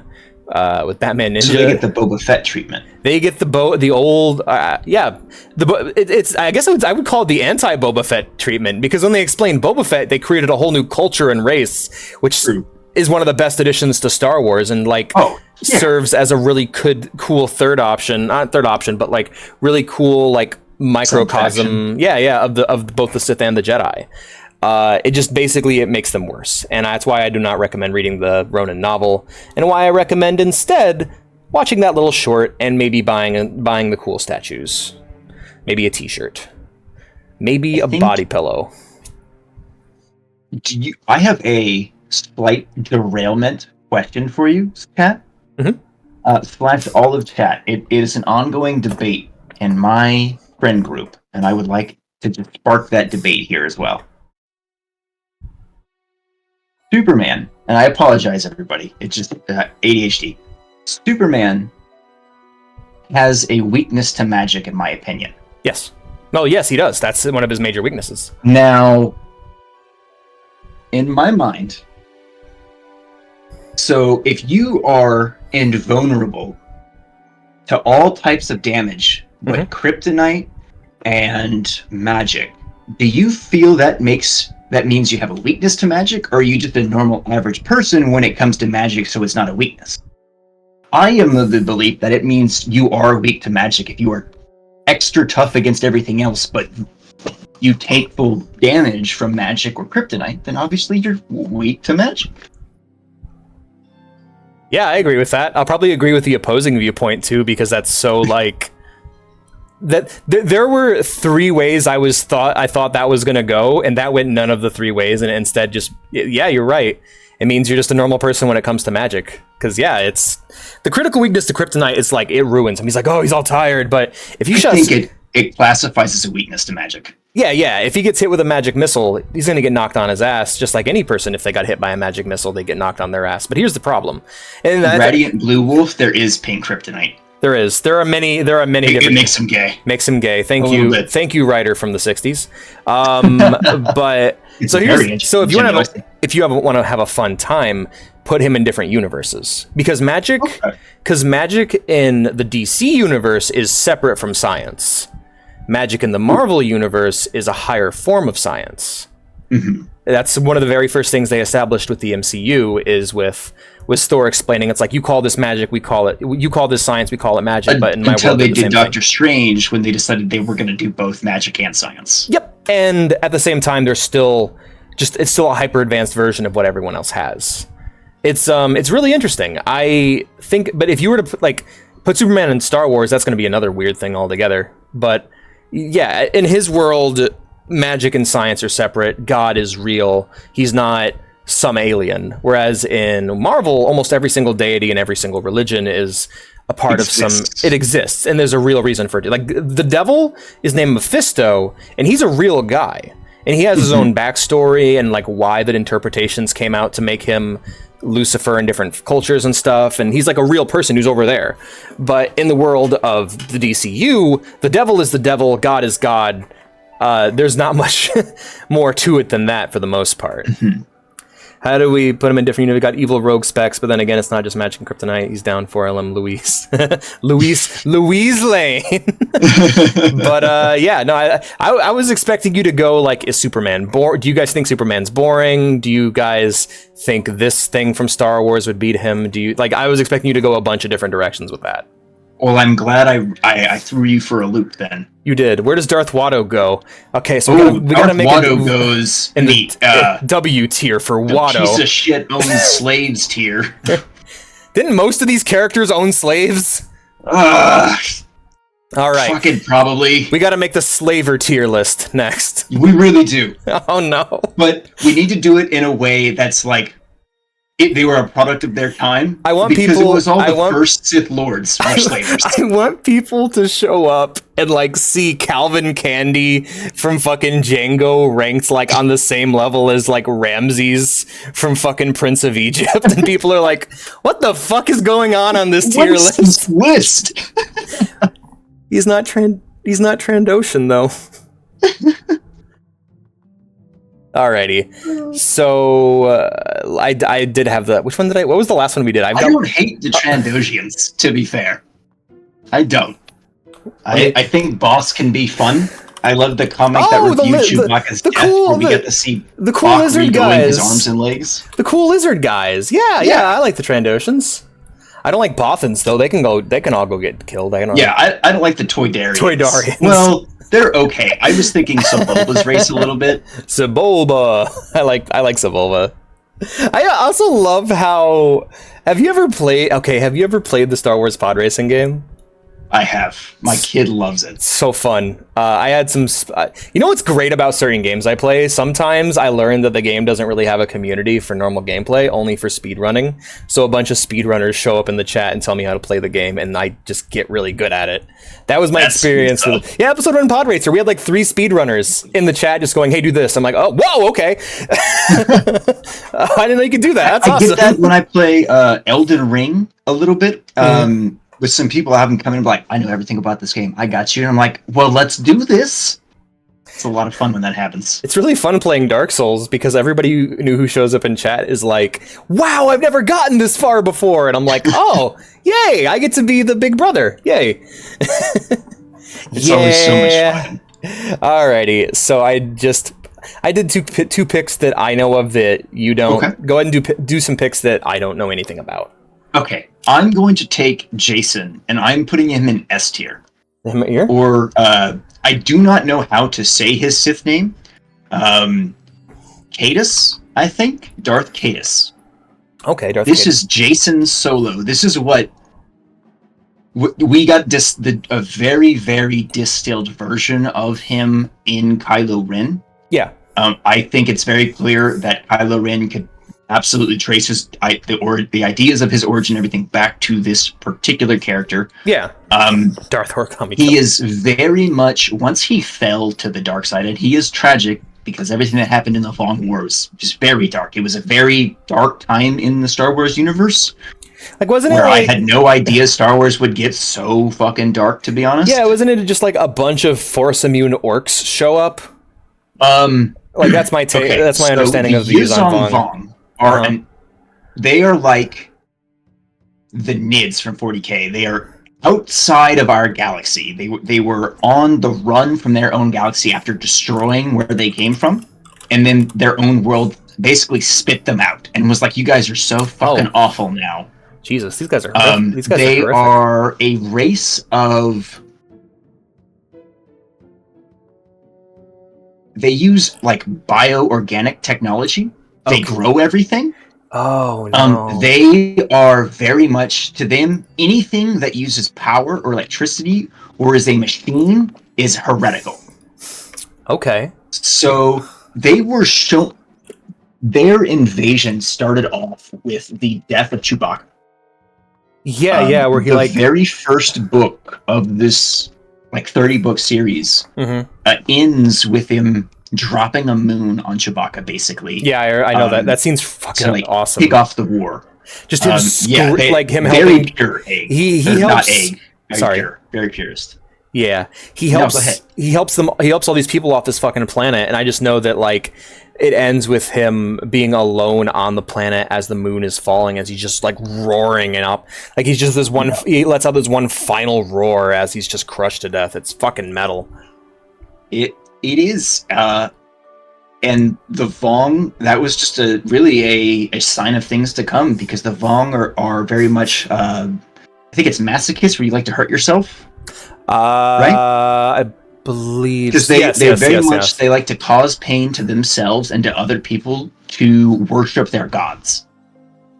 Huh? Wasn't I remember hearing somewhere? And again, like this is it. This is the. I feel like this is the typical experience. A lot of like body horror type of stuff too. Interesting. Yeah, I was looking at pictures of them. They're very cool looking. That is, yes. I feel like this is the experience of being a Star Wars fan for most people, and it's I heard a thing. I heard a thing that like Palpatine was prepping for them. That was the reason the Death Star existed. Yes, that's the reason he did all that. Yes. Is he's just like so that they recontextualized everything with one book. And Timothy Zahn, you fucking madman, you are genius. I really like that guy. He make a good book. Holy shit! I'm sorry, I'm gonna go off on a tangent, but he had me rooting for Palpatine for a whole fucking book. What book was it? Oh my gosh, Outbound Flight. Outbound Flight. Outbound Flight. And it turns out that in the expanded universe, not in canon anymore, but in the expanded universe, Palpatine brought the Sith out of hiding, and they took over the galaxy actively to prepare for the Vong invasion. Oh, the yeah. Death Stars were designed to fight the Vong, like world ships that they would use to transport their people. And there's a great comment in the first Legacy book, where basically they arrest Wedge and take him to Coruscant, and they're like, we got to make sure you're not going to fight against us because we're about to go invade Corellia. Now I know. Now I want to stop you right there. I feel like a lot of people here they arrested Wedge, and like the way you said it was like it's super intense. And I went, oh, they arrested Wedge. That sucks. What's going on with him? You're gonna explain it. I know, but I just want to make sure everyone knows Wedge isn't just a guy with a name. Because like in the movies, he's just a dude with a name. In the books, he's Wedge Antilles. He is the best starfighter pilot ever. Star Wars after Return of the Jedi, but before the prequels, was a world of all right, fan fiction writers, we're going to take the best of you and let you just make whatever you want. And they did. Some people made some really good stuff. Some people made some really stupid shit. But I mean, that's the comic book writing method of everybody get in, you know. But yeah, I just wanted to point that out. Sorry. No, you're good. Wedge Antilles is like, I mean, he is Luke as a pilot without the Force powers. So you take all we know about Luke, or maybe Anakin as a pilot, and you strip away the Force sensitivity, and Wedge is still that fucking good, basically. I may have blown him up in my mind because I'm a huge fan of the X-Wing comic books and novels. And I hear there's a lot of just really good X-Wing stories, like with Rogue Squadron and all that. There are very good. The X-Wing series, there's 10 books.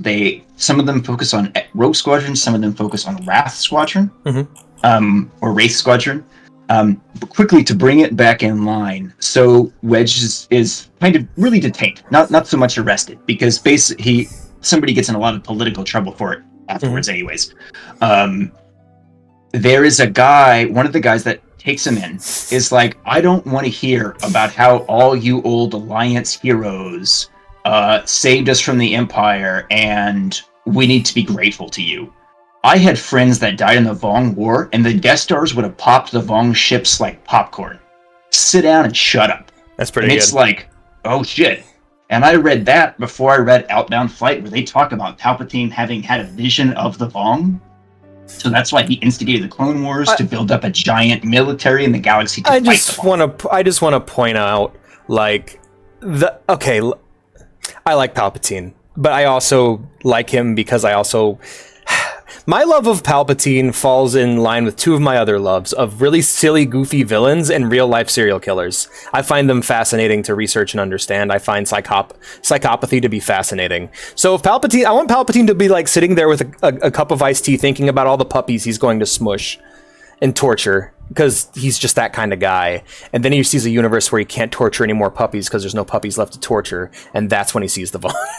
And he's like, oh no, I can't do horrible sociopath shit. I have to stop them.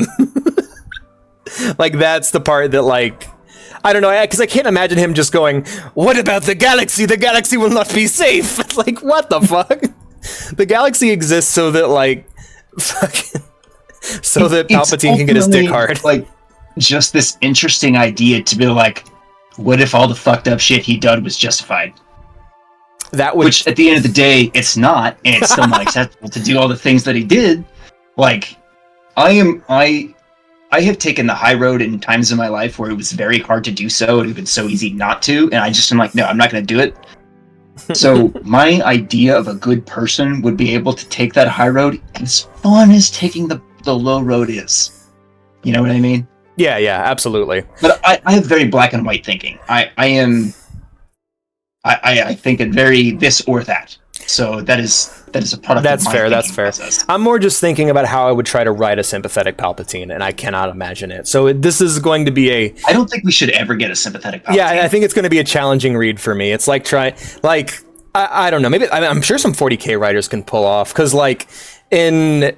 Oh, that's a good point. Because yeah, like 40K is crazy, because you'll have a character who's just like a heavy metal album cover, and it's like Sargeras the Scrotum Flayer is his name. Yep. And then you read his book and you're like, man, what a sad guy that Sargeras the Scrotum Flayer. Oh my god. I've heard I should read the Night Lord trilogy. Oh, because it makes a lot of people Night Lords fans.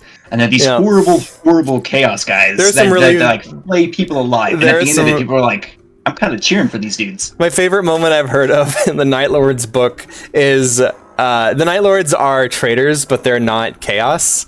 At least not all of them. Some of them are, though. Some of them are like Khorne worshippers. And so like they'll be in the battlefield and just one of them will yell like, blood for the blood god, and everyone else will be like, shut the fuck up. Like, stop that. We don't do that. That is fantastic. But yeah, like Angron is my favorite example of just, oh yeah, the guy who has cybernetic augmentation. Angry in his name. Yeah, the guy whose name is Anger and has cybernetic augmentations to make himself seem more angry. He's actually a really sympathetic and tragic figure. He really is. I feel so bad for Angron, dude. Yeah, dude, that's 40K is a in a better nutshell. character than Scion is, despite the fact that ultimately that's tough. That's tough. Between them.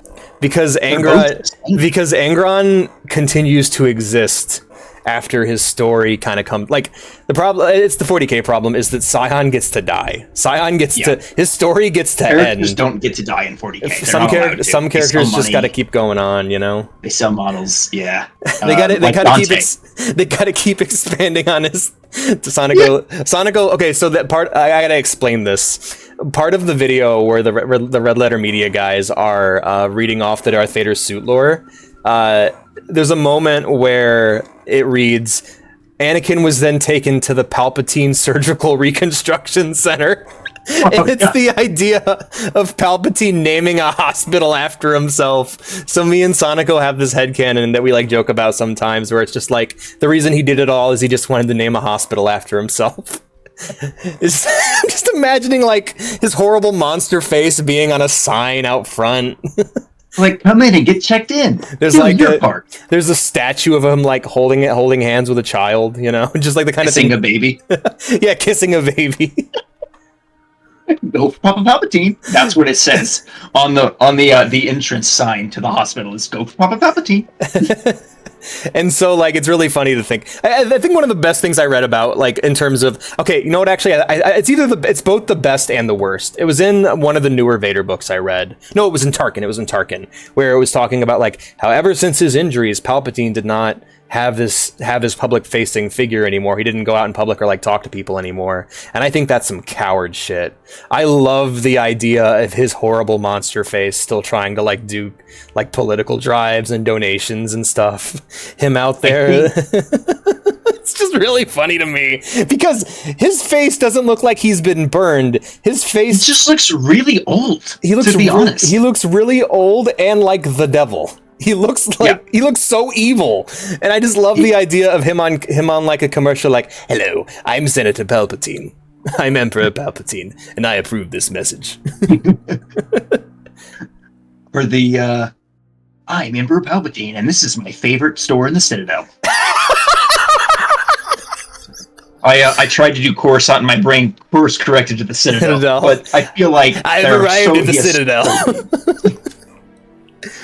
Oh man, to be fair, really old, that hasn't stopped any U.S. president. That's a valid point. The picture of fucking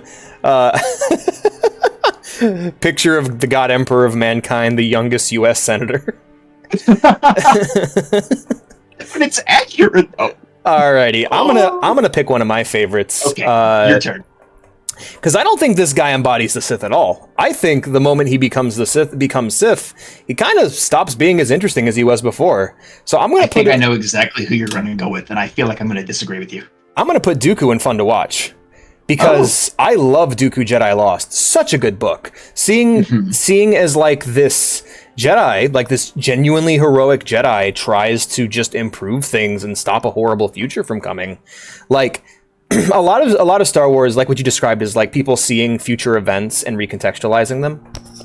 Dooku's story is he witnesses the corruption that is carving the way for Palpatine, and he's watching. And he's doing his best to stop it. Like if you've seen Tales of the Jedi, his episodes are actually... I have not, actually. Okay, very good. I'm years behind on my Star Wars media. It's all good. I'd recommend Jedi Lost. Very good book. But okay. That whole book is like, who was he before he went bad? And seeing his path... It's one of those characters you watch as they go, and he's doing the things that are going to make him into the villain, but you're watching him and you're like, I don't disagree with a single thing you have done this entire time. Every decision he makes in that book, I feel is the right decision, but because of the world he lives in and because of the powers that play around him, there's nothing he can do to stop what's coming.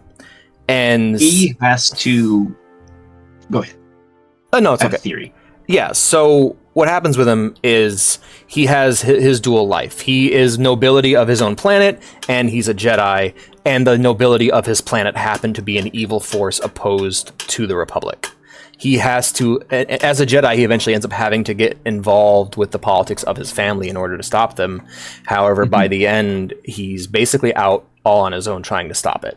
And he watches as his apprentice is killed.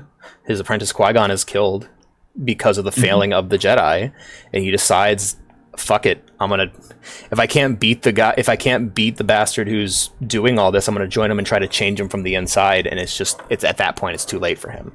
The powers that he's up against are far greater. The path to hell, highway to hell, or whatever, is paved with good intentions.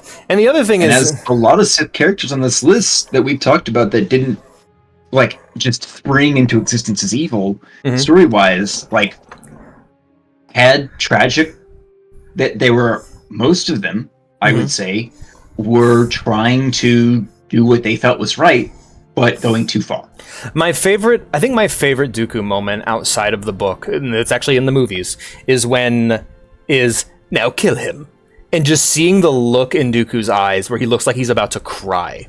Like he's just this moment where it's like everything that I have done has been for nothing.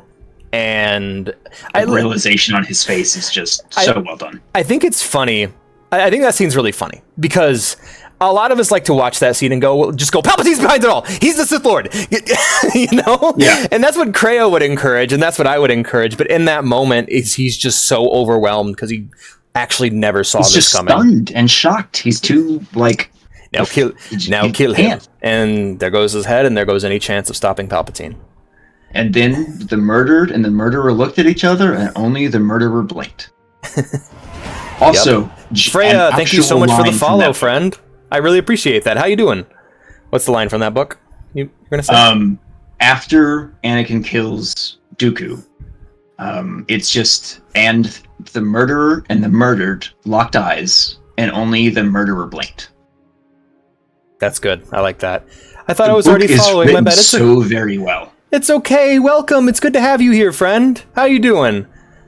By the way, when I know your name's Freya Heart Pirate, but I always just imagine you as a space pirate, like Harlock. You know, that's just what I picture in my head.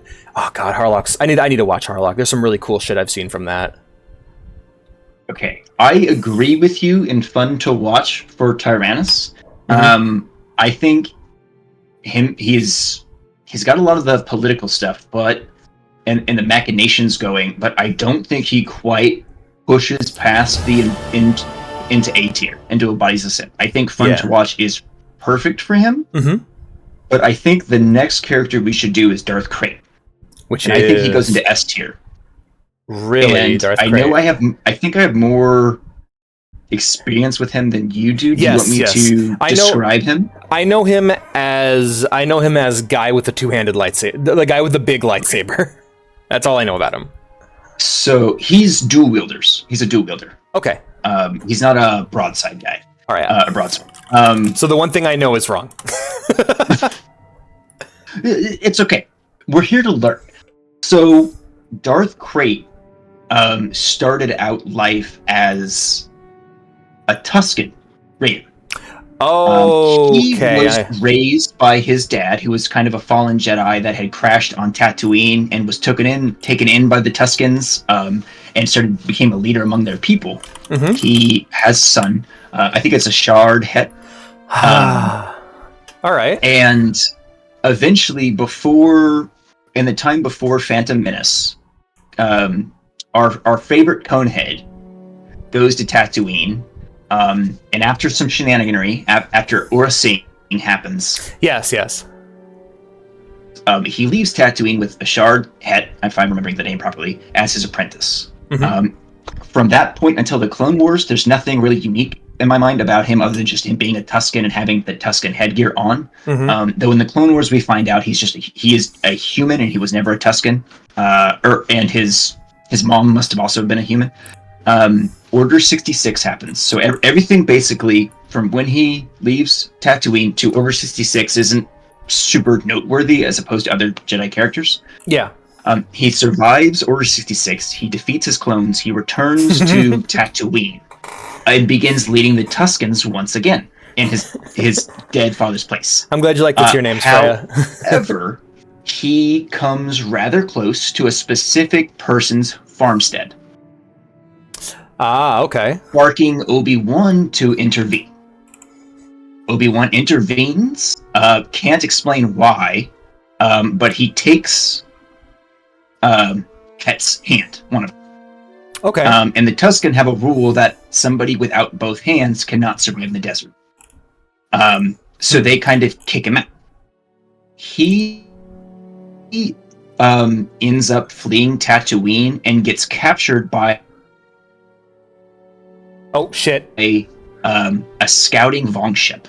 And they experiment on him, and they torture him, and they do all this stuff. And right before the Vong actually invade the galaxy, he escapes. And he flees to court. What I'm getting, the vibe I'm getting from this guy, and founds the one Sith. Okay, before we get to the rule of one, because I've actually been like Googling as you've talked. The vibe I'm getting from this guy sounds like Sith Forrest Gump. Like he was there for every major event, but just barely.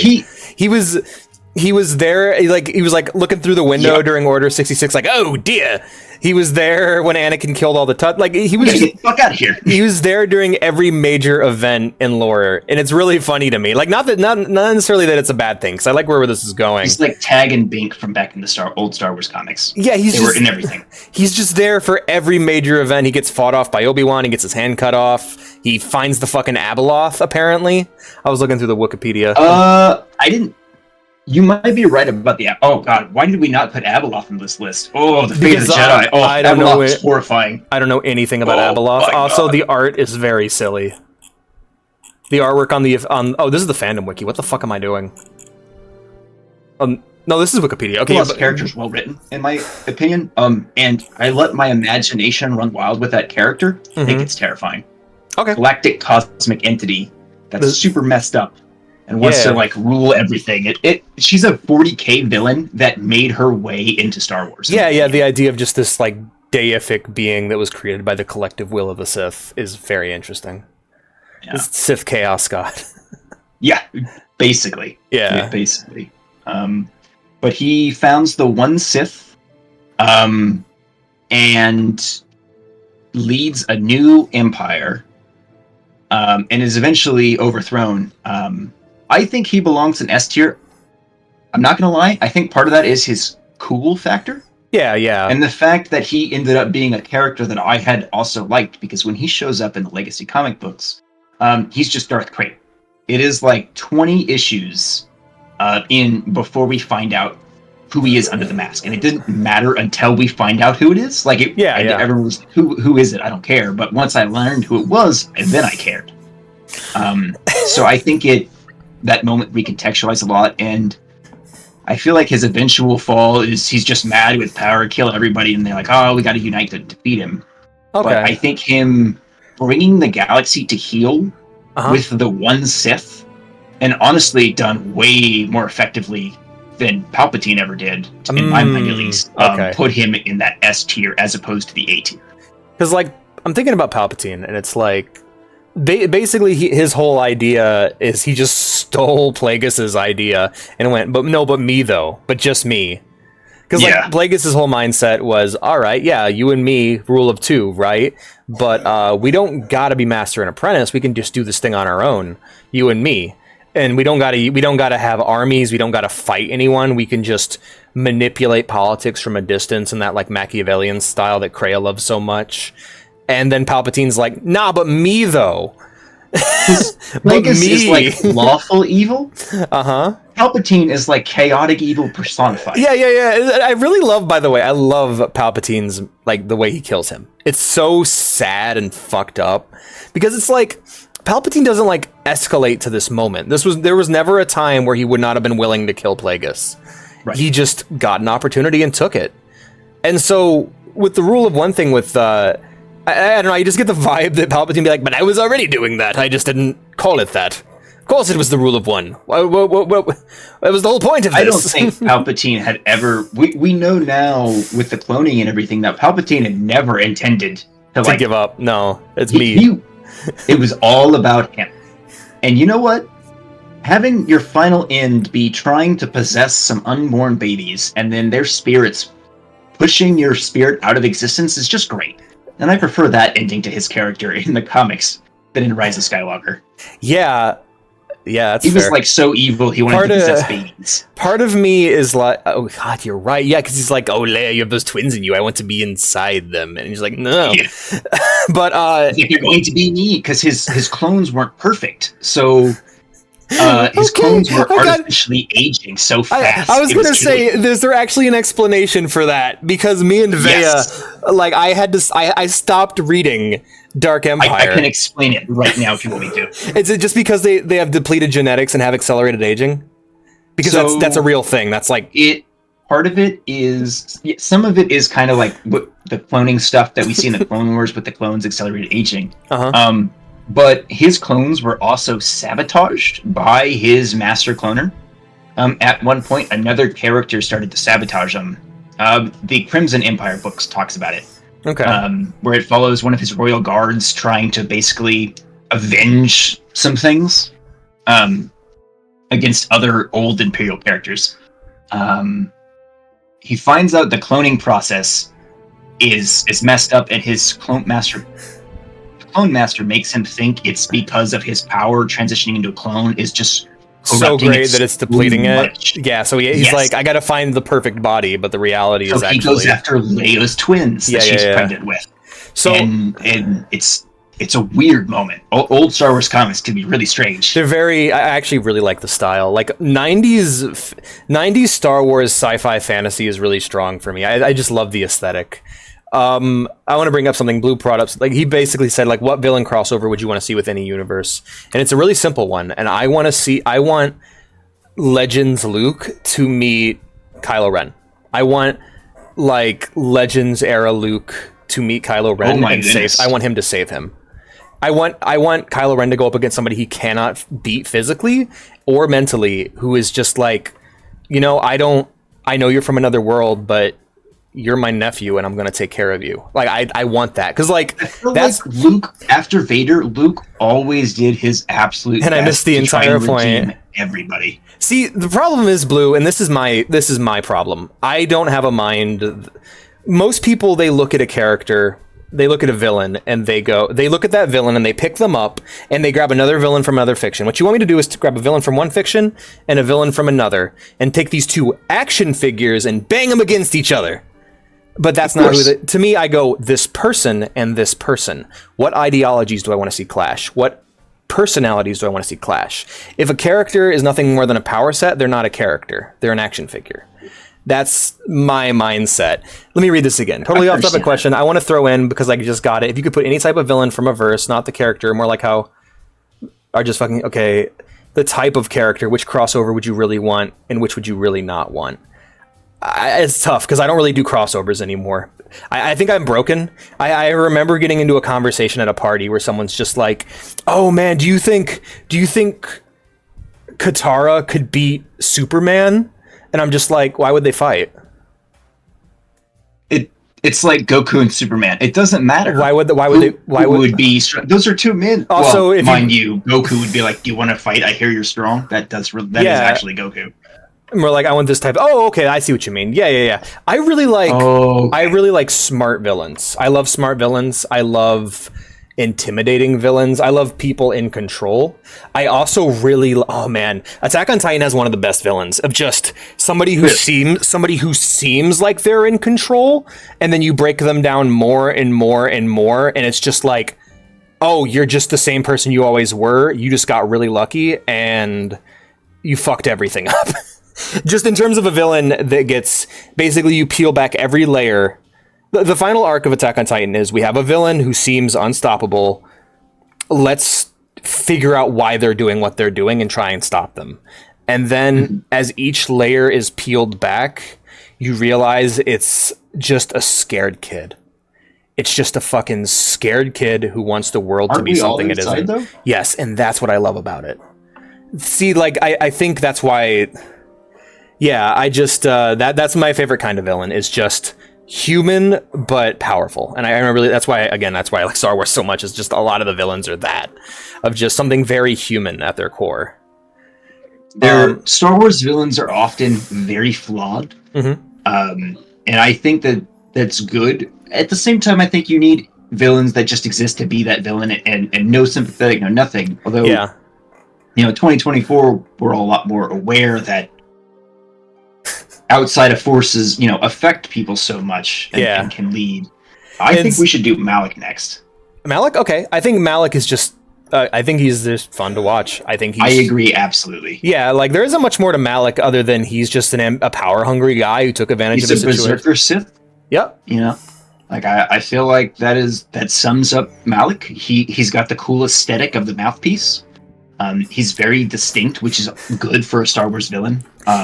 It's also interesting how he's like 7 feet tall. Yeah, his relationship with Revan is really interesting to me, about how like Revan would discipline him, how he basically created HK-47 to torment Malik. Holy shit! How he fucking... The reason why he has that mouthpiece is he has no bottom jaw because he talked back to Revan once and Revan just cut it off. I thought they had a duel. So yeah, he had a back talk duel. I don't think it was back talk. I think he tried to they dueled for who would run. I don't remember. I know it was a duel and he lost the jaw. It's so petty because he lost the duel, and then like years later, he's like, "Oh, Revan's on that ship. Okay, bang, blew up the ship. I'm the Sith Lord now. Fuck you." He's such a petty asshole, but like he's so petty. Oh man, I like Malik. He's fun to watch. There are things I feel like you can be sympathetic about him if you read the Knights of the Republic comic books and you see him and Revan before they become Darth Revan and Darth Malik. So you're like, this dude goes through some shit, clearly. Yeah.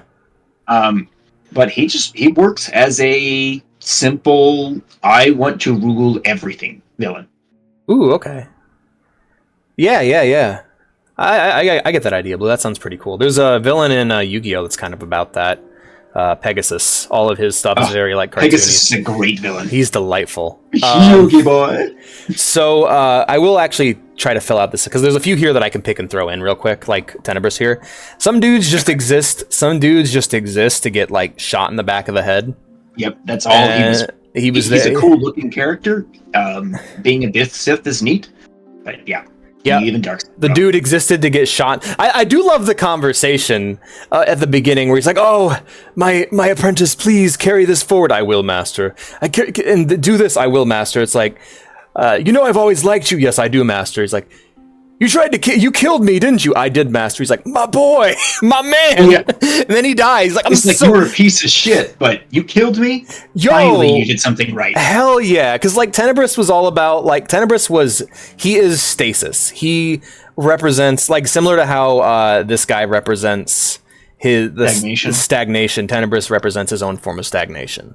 The rule of two running out is basically his form of stagnation before it shifts over to I guess we can call Palpatine shit the early form of the rule of one, but as it's shifting over, and Tenebris is like, I'm going to learn about the history, and I'm going to keep learning about the history, I'm going to figure it out, and we're going to make invincible Sith armor and weapons, and I'm going to learn... he wants to return to the ways of, like, Sith juggernauts. Yeah. "Hi, Obi, how's it going, friend?"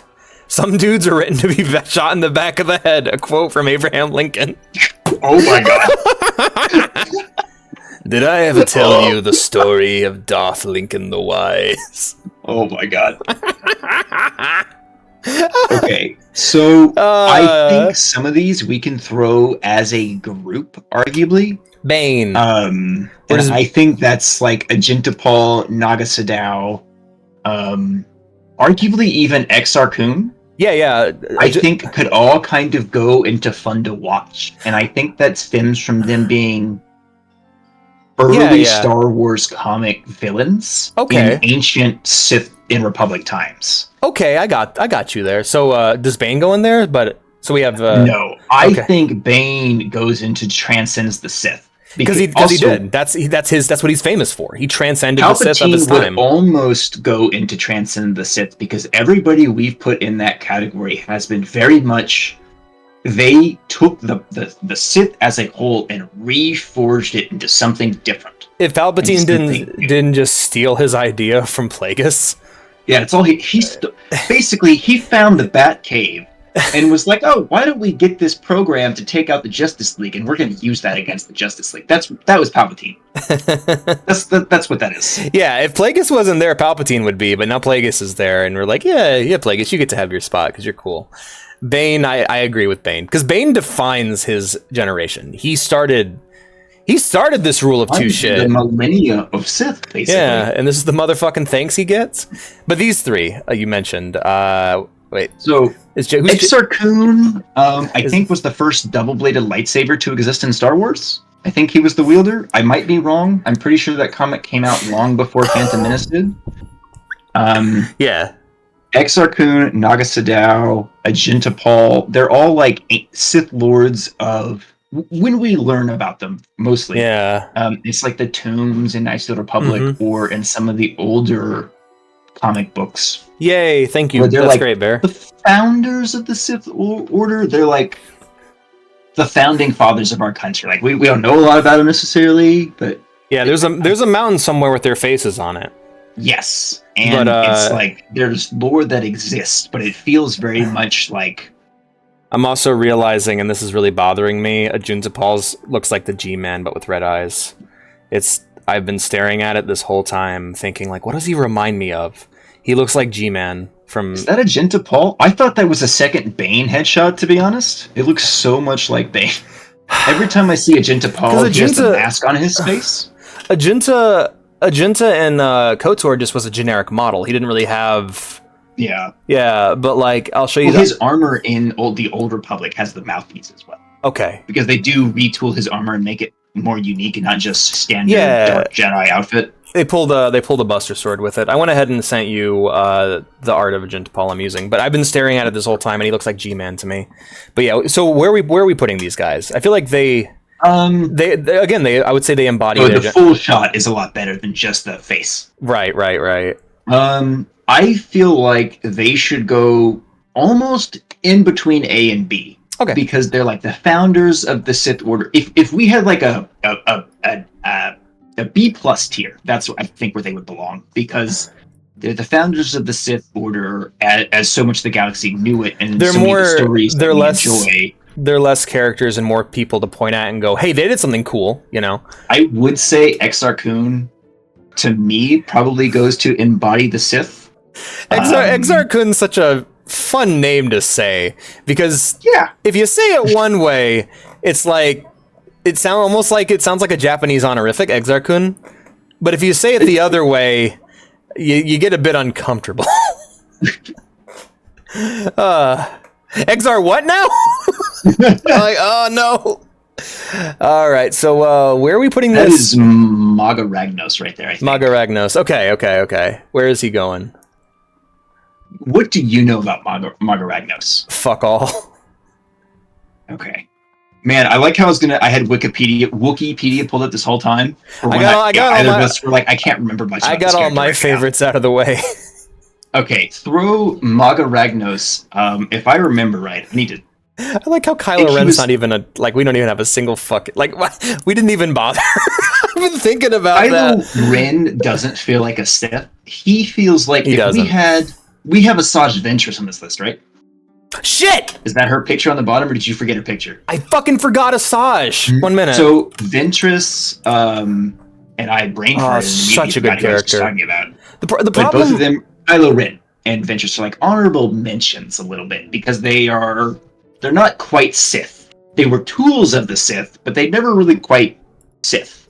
Ren feels more like I think one of the few things that the sequels had going. Oh, sorry, one of the things that the sequel had going for them very strong in the beginning, and that Last Jedi kind of tried to tap into, but ultimately failed to do so, was the idea of a post Sith and Jedi dichotomy.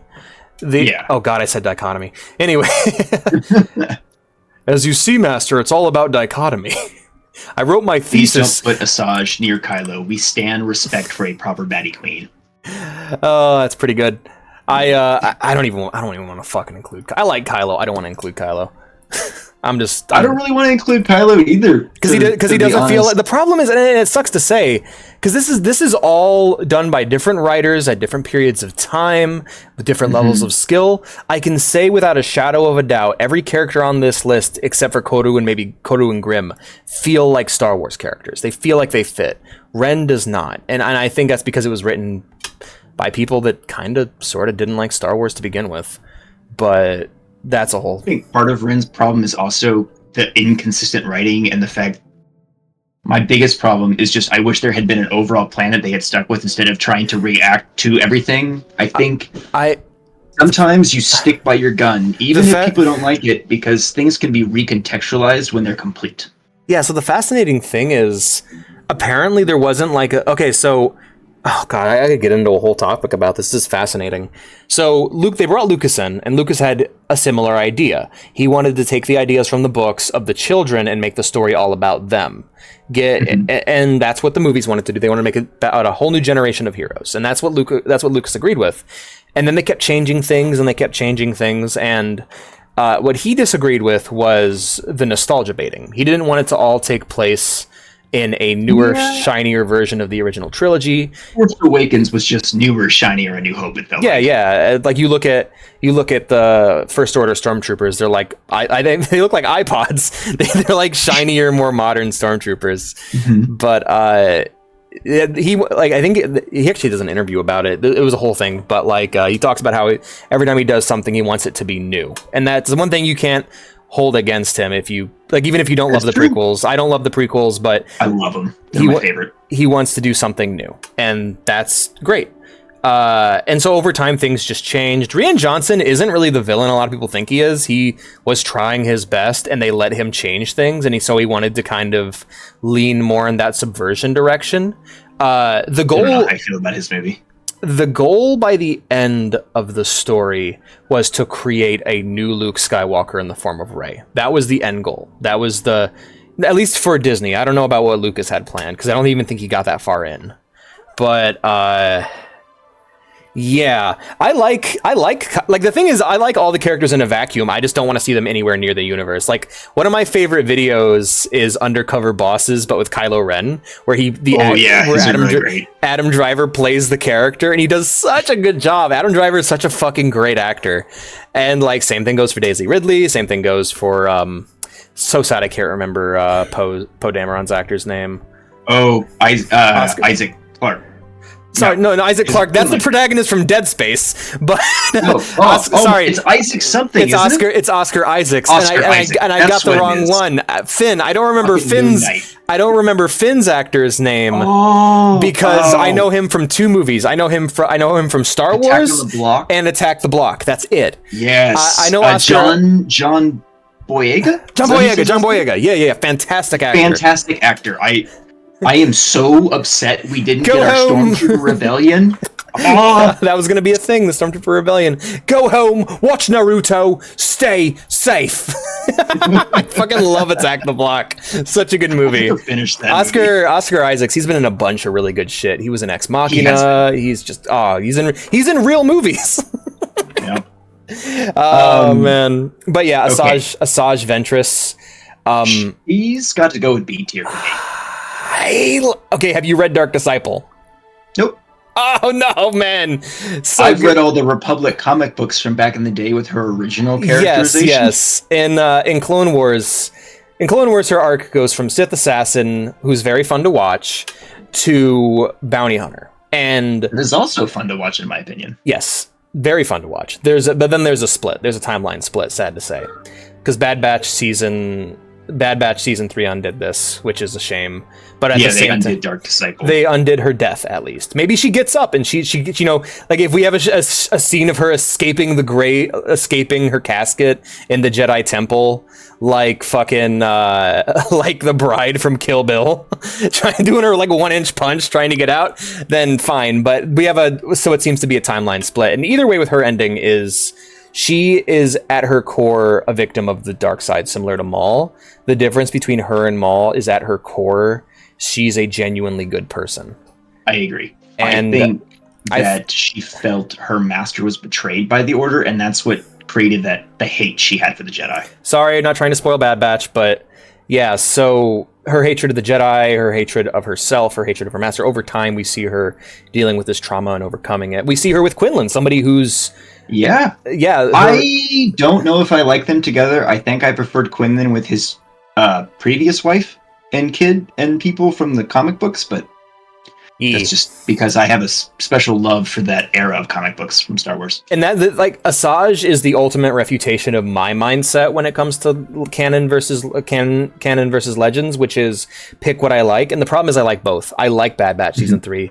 I like Dark Disciple. So now for my timeline to work, I would need a whole new piece of media about how she somehow survives. And that's, oh, goodness. It's a nightmare. She's brilliant in Bad Batch. She's brilliant in Dark Disciple.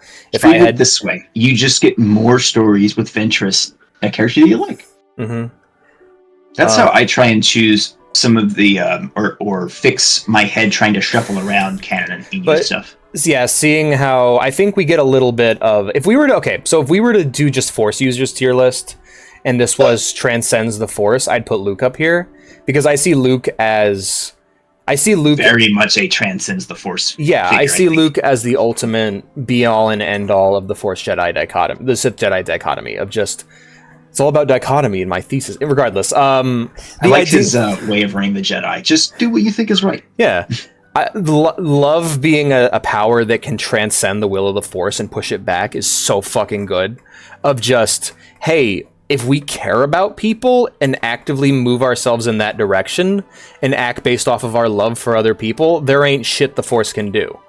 And the problem is both the Sith and the Jedi Code blind people to this. Because it's not like the Sith are all loving up on each other, you know? It's not like when Yoda's like, yes, love is bad.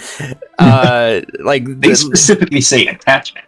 Or like unhealthy attachment. Yeah, and that's when Anakin explains unconditional love, and the problem with that is that unconditionally loving everyone is not really love.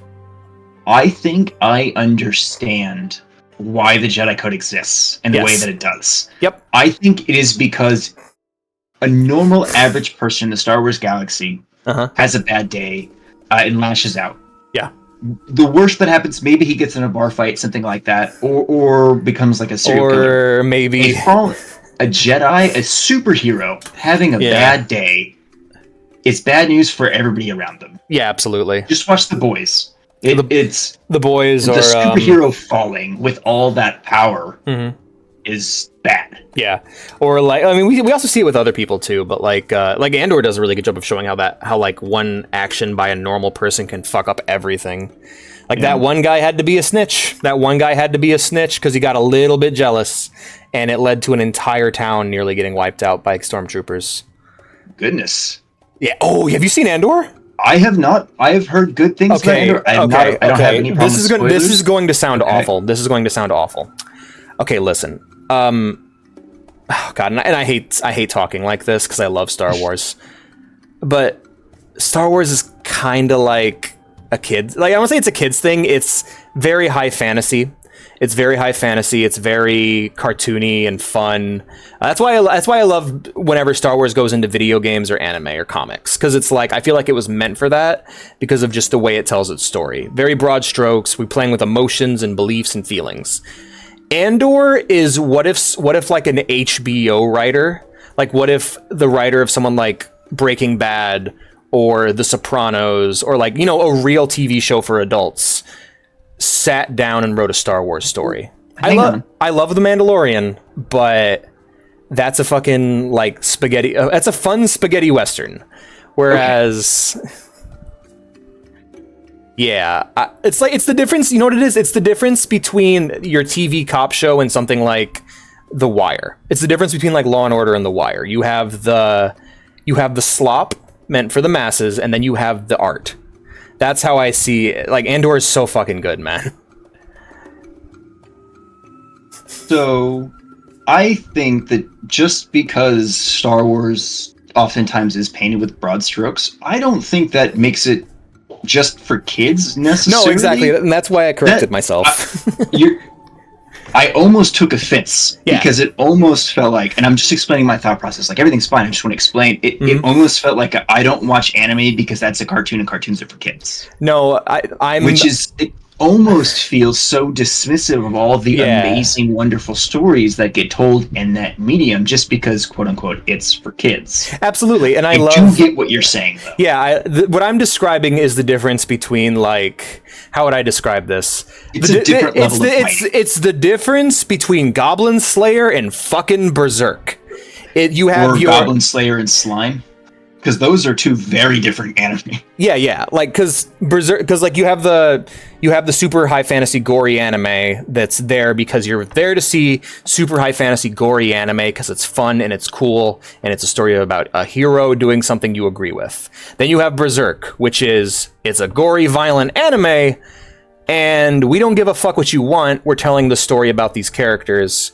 You're going to experience the horrors. You're going to feel the feelings. And you're going to have to think to get through this story. It's I'm trying to think of another example. Maybe like the difference between Cabaneri of the Iron Fortress and Attack on Titan. Of just, we have a show that's for feeling and a show that's for thinking. And Andor I really enjoy because it's like a prestige crime drama that takes place within the Star Wars universe. I'm also not a fan of how a lot of people who are fans of Andor shit on everything else, because I'm not trying to do that. I'm simply saying it's a difference. We're moving from lowbrow. I don't want to say it's lowbrow because lowbrow again implies something bad. We're moving from pulp to prestige, I guess. But yeah, the point is you should really watch Andor. It's really good. It made me hate the Empire. I have never hated the Empire. I always thought they were fun, cartoony villains. Andor, there are parts in that story. Bro, I hate the New Republic so much. Okay, there's a moment. Sorry, go on. In Mandalorian season 3, we get like 2 episodes that focus on the New Republic. And those 2 episodes made me hate the New Republic more than I have ever hated the Empire. All right. Do you remember And that is coming from somebody who read Death Troopers and knows about like the bioweapons and bullshit. All right. That is. I don't know if y'all have read Death Troopers, but if you want to see some Star Wars zombies, do yourself a real big favor and listen to the audiobook. All right. It was like watching Dawn of the Dead. And just close your eyes and you're right there. It's like, all right. It's really well done. I would say the stuff we saw the New Republic get up to was so messed up and just as bad, if not at least as bad as the Empire.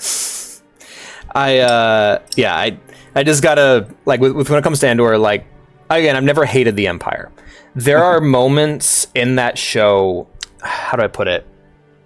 They did a really good job of using real life events, not events, but like things that your average worker, your average person can relate to make you hate the Empire.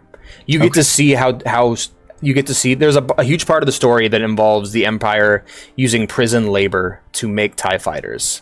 And the mistreatment that they experience is the kind of thing you can relate to if you ever worked at Amazon or at a factory.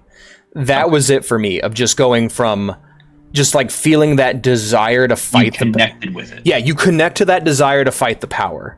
Like, I have not connect. It's very rare that I connect with that, because normally I'm very like top down when it comes to storytelling. I like to be very analytical and look at things from the top down, which is why I sometimes sound like I'm rooting for the villain, because I often find their stories more interesting. But with Andor, it's like, oh my god, like before that I was like, man, a lot of people died on the Death Star, they probably didn't deserve it. And then I watched Andor and I'm like, burn it all after that. You should read oh boy, Star Wars Death Star. I will. It's not canon anymore, but I would highly recommend. But yeah, I'm telling you, I've watched everything. I've watched everything except for the Acolyte, and I don't know about the Acolyte. I'm staying away from the Acolyte until I'm waiting for the season to come to an end. I am very excited about it. I've seen spoilers on Twitter, and I don't care. It looks like fun. I get to see something that's never been in live action before, and I am so very excited for it. I'm staying away from. I'm just holding out. I'm gonna wait for the narrative to. I'm waiting for the bullshit to clear, and for people to actually talk about a TV show like it's a TV show. That's what I'm waiting. Not just ripping it apart frame by frame, or screaming at each other till they foam at the mouth. Yeah. I have seen that when it comes to this show, and it's interesting seeing like if you guys want to break down like the first episode of the show frame by frame and just tear it to shreds, well then we got to do that to all other Star Wars projects. I think it's important to let something finish before we cast judgment on it. That's exactly where I'm at too. But yeah, Andor, it's the best. Am I going to say this? It is the best live action Star Wars has been since The Mandalorian Season 1. It's really, really good. I would even say, like, because Mandalorian Season 1, well, you're watching it and you're like, man, this reminds me of this movie I saw once upon a time. It's like the vibes, it just reminds me of this old movie oh yeah, this movie called Star Wars. This like this space western vibe. I really dig it. It's my favorite live action space western until I finish Firefly, but even so, I just love the vibes that Mandalorian has. Andor is like, really, like, it just, again, prestige crime drama set in the Star Wars universe. Like, looking at it, like, no force users, no force fuckery, no broad strokes. The stories of people fighting in a war. Nitty and gritty. Yes, if you enjoyed Rogue One, oh yeah, Rogue One matters now because of Andor. That's the best thing I can say about Rogue One, because like Rogue One is a season finale for a show that now exists. I did not like Rogue One that much when I watched it. Now I love it because it's the Andor season. Loved it. We got to see X-wings in blue for the first time. Oh, yeah, that was enough. Yeah, toys are cool. Do we want to get back to the list? No, I actually want to highlight something. A thing you might notice about me, I don't really care that much for aesthetics for the most part. Like when it comes to, I think I explained this during my anime tier list, but at the end of the day, what I love most about, I do still play with toys. I do as well. I play Warhammer. That's playing with toys, but so is D&D. But what do you think dice are? Dude, they're just toys you can roll around. They're magical number rocks. I sometimes just roll them for fun. But when it comes to me and characters, I the aesthetics are there to inform the person within. Everything about a design, the weapon that is used, how it's used, everything is meant to inform the human being at the core. Because that's what stories are about. They're about people. And for me, a lot of times, the only time I have ever like marked out at a lightsaber being turned on screen or a ship showing up is at the end of The Mandalorian Season 1, where Moff Gideon turns on the Darksaber. And it's my favorite lightsaber, but also it's like what that represents narratively, at least what it represented at the time, was so fucking cool and fascinating to me. Like, oh my god, how did he get that? What does that mean for everything? Like, right. whoa. And like when he turns it on, it's like after Rebels, after Clone Wars, it's like, whoa, okay, what's going on there? How did he get that? You know? It was like Maul showing up at the end of Solo kind of thing. Or did I just spoil that for a bunch of people? No, it's just you and I have very different. I guess for me, I just mean in the sense of this means something. It sparks the question. Yeah, it sparks a question. Okay, fair enough. I didn't super enjoy Solo. I thought it was a fine heist movie. I didn't know how I felt about it set in Star Wars. But him showing up at the end made a lot of people around me that weren't as familiar with Star Wars design be like, wait, what? And then you're I like, need answers. And like it sparks the question. Yeah. And sometimes just sparking that question can be all you need to do. You know what I mean? With the character. Absolutely. All right. So that way that they ended Season 1 and they just dropped that in there was like it sparked that question, that desire to learn more. And I wish I liked the answer. Yeah, that's okay. I understand. Then you get to the same thing happened to all 3 seasons of The Mandalorian, but again, I hate the New Republic. Down with them. Mind control and mind wiping is not okay. Yeah, I'm not crazy about I don't know. Like for me, I ranted to my partner for a very long time after those 2 episodes. I was very upset. Here's the reason why. This is one of the reasons why, even if I liked what was going on in Book of Boba Fett in Season 3, why I'd still feel the need to get away from it, and that's because every story exists within my continuity. My made-up continuity. So end of Mandalorian Season 2, we see a heroic Luke Skywalker coming in and taking away, sorry, spoilers everybody, taking away this Force-sensitive child who could represent a whole new generation for Force users, not just the Jedi, but for the Force as a whole, which is the most, like, heroic, classic Legends Luke Skywalker thing ever. And then... It was very much delicious, Luke. Yes, and I'm like, awesome, cool, end it there. Great. They went a little too far. What a great turning point for the character. Then we're now separated, so like maybe our next season we could have a bunch of new adventures with the main characters, where another episodic quest where he goes and helps a bunch of different people in this now new changing galaxy that he's found his place in. And then Book of Boba Fett happened, and they undid that. And it's like, okay, why? Why are you undoing that? And then we hear Luke talk, and it's like, oh right, it's this Jedi.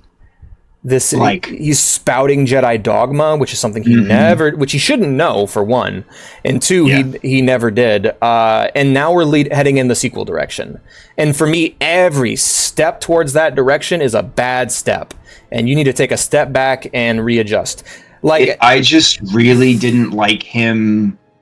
I like Book of Boba Fett, but I was watching those episodes and I turned to my partner. I was like, this sucks. I hate this. He's doing no, Luke, don't. Yeah, it was hard to watch.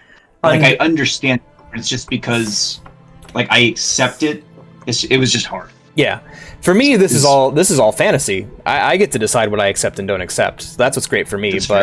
And so you have Mandalorian Season 3 and it's like, wait a minute. Wait, why is... God, so much of that doesn't make sense. If you watch Rebels, which is a great Star Wars show, it's for kids. It's a kid show. First 4 seasons. No. I've watched the first 3 seasons and struggled. It's a kid's show, and once you start getting into the more character-driven stuff in the later half, it's good. Yes, that was my problem. Is it was so kid-driven. I felt like yeah. By the end, it really comes together. Again, it takes time to get together, like Clone Wars. I'm telling you, we rewatched those first 2 seasons. Oof. Of Clone Wars, that shit's rough. But that is very fair. But Rebels, it does a lot of interesting things. We Bo-Katan Kryze and Sabine Wren end in a really good place in Rebels, as does Mandalore as a whole. And then Mandalorian just kind of undoes all that, and I'm like, all right, well, you just undid something really cool. Let's see what you do with it. And the answer is not much. Yeah, there's no new interest. That's fair. I don't sleep. I sleep with a plushie. I have this little. I also do. Yeah, but He's a squirrel plushie as a pillow. Yeah, I am. For Star Wars, for me, it's the same thing when I do anything 40K related. And at the end of the day, no matter what I'm doing, I want to pick and choose what you care to enjoy about it. Yeah, no, it's more like I want a good story. I'm not willing to excuse something. Like, to be fair, I'm also not like one of those people. It's like it shouldn't exist. It's like, no, I don't know. Like, it's okay not to like every facet or aspect of a thing, and it's okay not to like every story that is or isn't canon. There's some canon stories that I love, or certain deaths being undone by Disney owning Star Wars, and I'm just like, if this is the price I have to pay for this character not just getting off like that, I'll suck it up and deal with it. I also don't have, that's another thing I've also realized about myself, I don't have that attachment to characters. If a character dies, they die, and if it's a good death, it's a good death. Like, I guess it's because I grew up watching things like Attack on Titan and like The Walking Dead. Like, for something a more lowbrow example that doesn't make me sound like such a pretentious cunt, The Walking Dead got me Walking Dead and Game of Thrones got me real used to saying goodbye. It used to just people dying. Got me real used to saying bye. I'm very much attached. I have no idea who these characters are. Who's that lady? That's Zenitop. It's Zentaya. It's Rangiku. It's Rangiku Matsumoto from Bleach. That's Darth Zentreya right there. Darth Bane's apprentice. Throw her up and embodies the Sith, please. Okay. Thank you. And then that's Marga Ragnos. What? We got so derailed. We did. I just want to say that I love every single clone trooper to the end of the galaxy and back, and every one that dies or something bad happens to hurts me deep inside.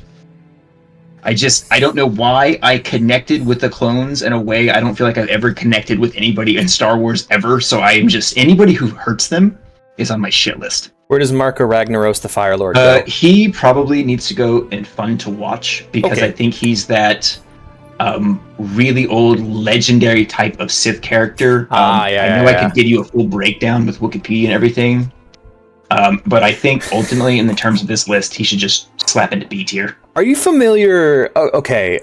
This is a weird thing. I love to talk about this because, like, a lot of people, like, what you described as breaking down everything piece by piece, like, I hate that shit. What you were describing, the every frame of pause type thing, where it's just like, we're going to watch this second by second and break down everything that doesn't make sense with a completely like, of course it's not going to make sense if you break it all down. And I think very similar to the Bible, storytelling is based on faith. You have to have faith. Ooh. Certain things can happen, certain things can't happen. You build up faith when you watch something, and when something fucks up, it can damage your faith. Like with Star Wars, if you want to, watching Star Wars, and Bruss says, "Where's Jar Jar Binks?" He's up there with Kreia. Anyway, so Star Wars is a great example of this. It's because there are some things you just forgive. You're like, yeah, I guess he can just do that. Whatever. Here's a good story, you know. And other things where you hit a point where your faith is spent, and you're just like, no, shut the fuck up. How can that happen? That's dumb. And it all depends on where you break. I'm a very strong believer in the leave a penny, take a penny mindset of storytelling. I have a question for you, because this is actually, I think, more fascinating this entire list. Did you ever have a point when you were experiencing stories as a kid where you would just watch movie after movie and you're like, the good guys are always going to win? I think that when I read a book, when I watch a movie, something about the way I engross with the story, even if it's a book I've read 100 times. He is the key to all this. For instance, some of the Thrawn books, where it seems like Thrawn is going to win, and you're like, "Oh my god, how are the heroes going to come out on top on this?" They got real lucky. That's the answer. I don't have that thing in the back of my mind that they're obviously going to be okay. Yeah, that's even great. When I'm rereading a book where I know 100 times out of 100 how that book is going to end, I get so engrossed in a book or a story each time that I have this what if I'm misremembering the story? What if it was all bullshit to fool me so that this time I read it, the story's different? That's great. I let myself run away with the story, basically. One of the reasons I love video games is the stories. I love good stories, and I love being able to be in the story as well as hear them. So I don't think that is something that I hit. Okay, because that sounds amazing. I would love to have that. Like, that sounds like the way I read stories as a kid. So the problem that happens with it now, though, is like, later, Sonic. I worry about background characters. Yeah. Transformers, Michael Bay, the first one. There's a moment where one of the Transformers like slams into a van or like just barrels through a bus. And everybody's like, "Oh, that's cool," but I'm like, "What about the people on the bus? They're not." Oh, you're there. Oh, that's great. Now. That's great. Unmute yourself now. And I have a really bad problem the last like several years of every time something bad happens to anybody, I'm like, "Oh God, I feel it." That's not a bad problem. That's where you want to be. In tune with the story. That's where you want to be, because you were able to enjoy Transformers. I fucking wasn't. I loved the Transformers. See, for movies. me, I'd see the Transformer hit the car and go, "That's a CG piece of shit. They should have made a real robot." For me, I'm like those poor people in that van. Oh God, that's like, for me. I always get so annoyed with bad CG. But to be fair, Transformers has really good CG, and way more practical effects than you'd think. That, especially that first movie. I think Bumblebee was the best live action Transformers movie, and it bothers me that they changed the designs to go from to the Beast Wars movie. But anyways. I let the stories run away with me. I let myself be wooed by stories. So when I was a kid, this is such a weird sequence of events. When I was a really little kid, I was like I just kind of, how do I put it? I was like that for a while. And then I remember like watching the Raditz fight in Dragon Ball Z, and it was the most like terrifying, amazing thing I'd ever, like, the first time I ever seen anime. That was the first time I ever watched anime. That's how I felt with the Cell games. Yeah, the Cell. Oh God, the Cell saga as a whole. But I had no idea. I was like, what's going to happen? And now as an adult, I go back and I watch it and I go, well, here's what. Honestly, I really like that Raditz fight still. I think it's very good. Regardless, but like, I just, over time, my dad showed me so many movies, one after the other, and my dad, I hope he burns in hell, but regardless, he showed me so much, like, how do I put it? I guess he showed me so much classic Hollywood. He showed me so much, like, Terminator. He showed me... The good guy always comes out. With a good guy always coming out on top every time. And every new movie I went to see, good guy always came out on top. And I just got so bored with movies. My favorite movies and then I became a teenager, and then I saw Of Mice and Men, and I'm like, okay, this is just they're gonna be all happy in the ending. I know how this shit goes. Mine was Watership Down. Wow, ooh, that's a good one. I had to read that book and do a report on it, and it left a deep impact. Wow, what a badass teacher you had. That's awesome. Nobody else. I picked it off of the list, and I had no idea. I thought it was going to be a military movie. And nobody else's. You were right. That was the darkest, hardest book to do the report on. Oh, it's about and a war. And that was the one that I picked, and it was... Yeah. Rabbits can curse. Oh boy, rabbits can tear each other apart. A badass, fucked up cannibalistic rabbit can fight off several wolves by himself. I really like that movie. Oh, it's so good. But no, you were saying about the breaking point for me was when I read Of Mice and Men, and I'm like, oh, the heroes can not only die, the heroes can betray each other, and it doesn't have to be a sacrifice. There was no heroic sacrifice at the end of Mice and Men. It was a dude shooting another dude in the back of his head so he could keep his job. Like, I don't think that's why he did that. I think he did that because he knew that guy wanted to come and he wanted to make him suffer. Lenny? He wanted to make the big it was like a punishment. Suffer. Okay, because that guy was not a good person. We had a very different interpretation then, because the interpretation I found from that, guys, hold on, I gotta cut in for a sec. A teacher specifically it was probably not the best takeaway.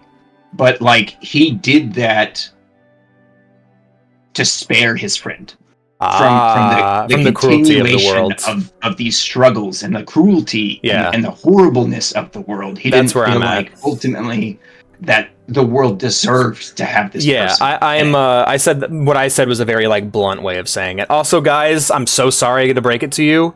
I was expecting this process to maybe take an hour, but instead we had a lot of no worries. We had a lot of really good conversation, and now we've gone over the 2-hour mark. And you know what? That's fine.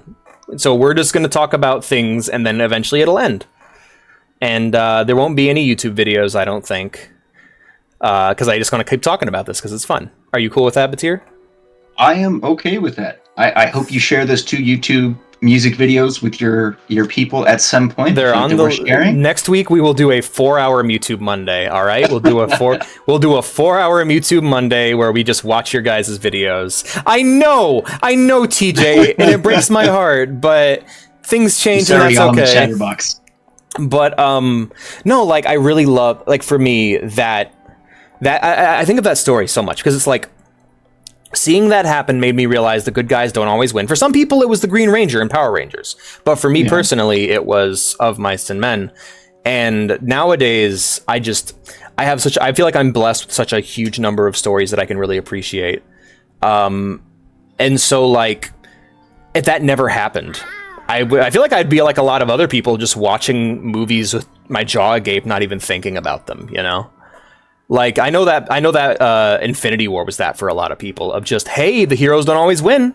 There's more to these stories than just action figures bashing against each other, you know? I feel like that anybody who's read comics consistently for any one particular story, any one character's comic books, back in the old days of comics where it was every issue standalone was different, you know, issue of the week, hero wins. But comics are very different now. Storytelling has changed and adjusted, and I think some of that might be because we don't always want to see the paragons of good winning out against the renegades of evil or what have you. And I think consumption-wise, we like to enjoy more of that middle ground and the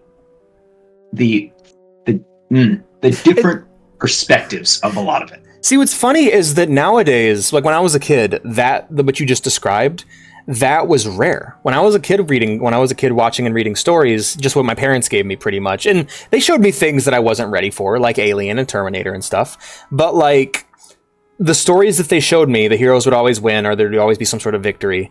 And the morally gray story was rare.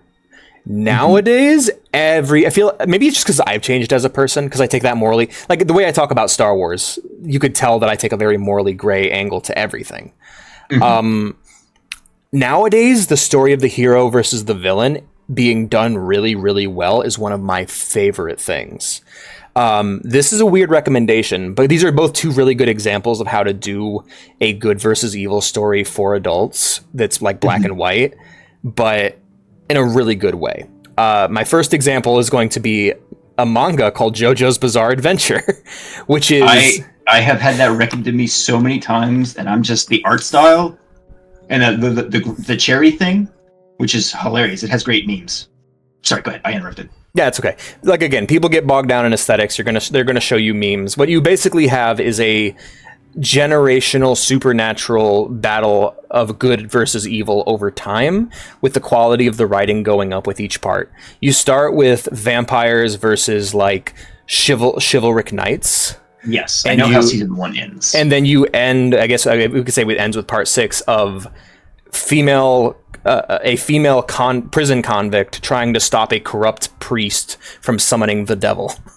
Like, just like wow. it goes everywhere. And I think it's my favorite example of what I love. And it's that the aesthetics of vampires, of ghosts, of zombies, or whatever they get into does not matter. What matters is about the people and their experiences and their feelings. And that's what makes JoJo so good. When someone dies someone dies in JoJo, sorry to cut in, my bad. No, you're good. But one of my favorite things about it is that if you ever watch something like The Walking Dead, if you start an episode and a character is like talking to the camera and we're seeing like flashbacks to their best moments, you know they're about to die.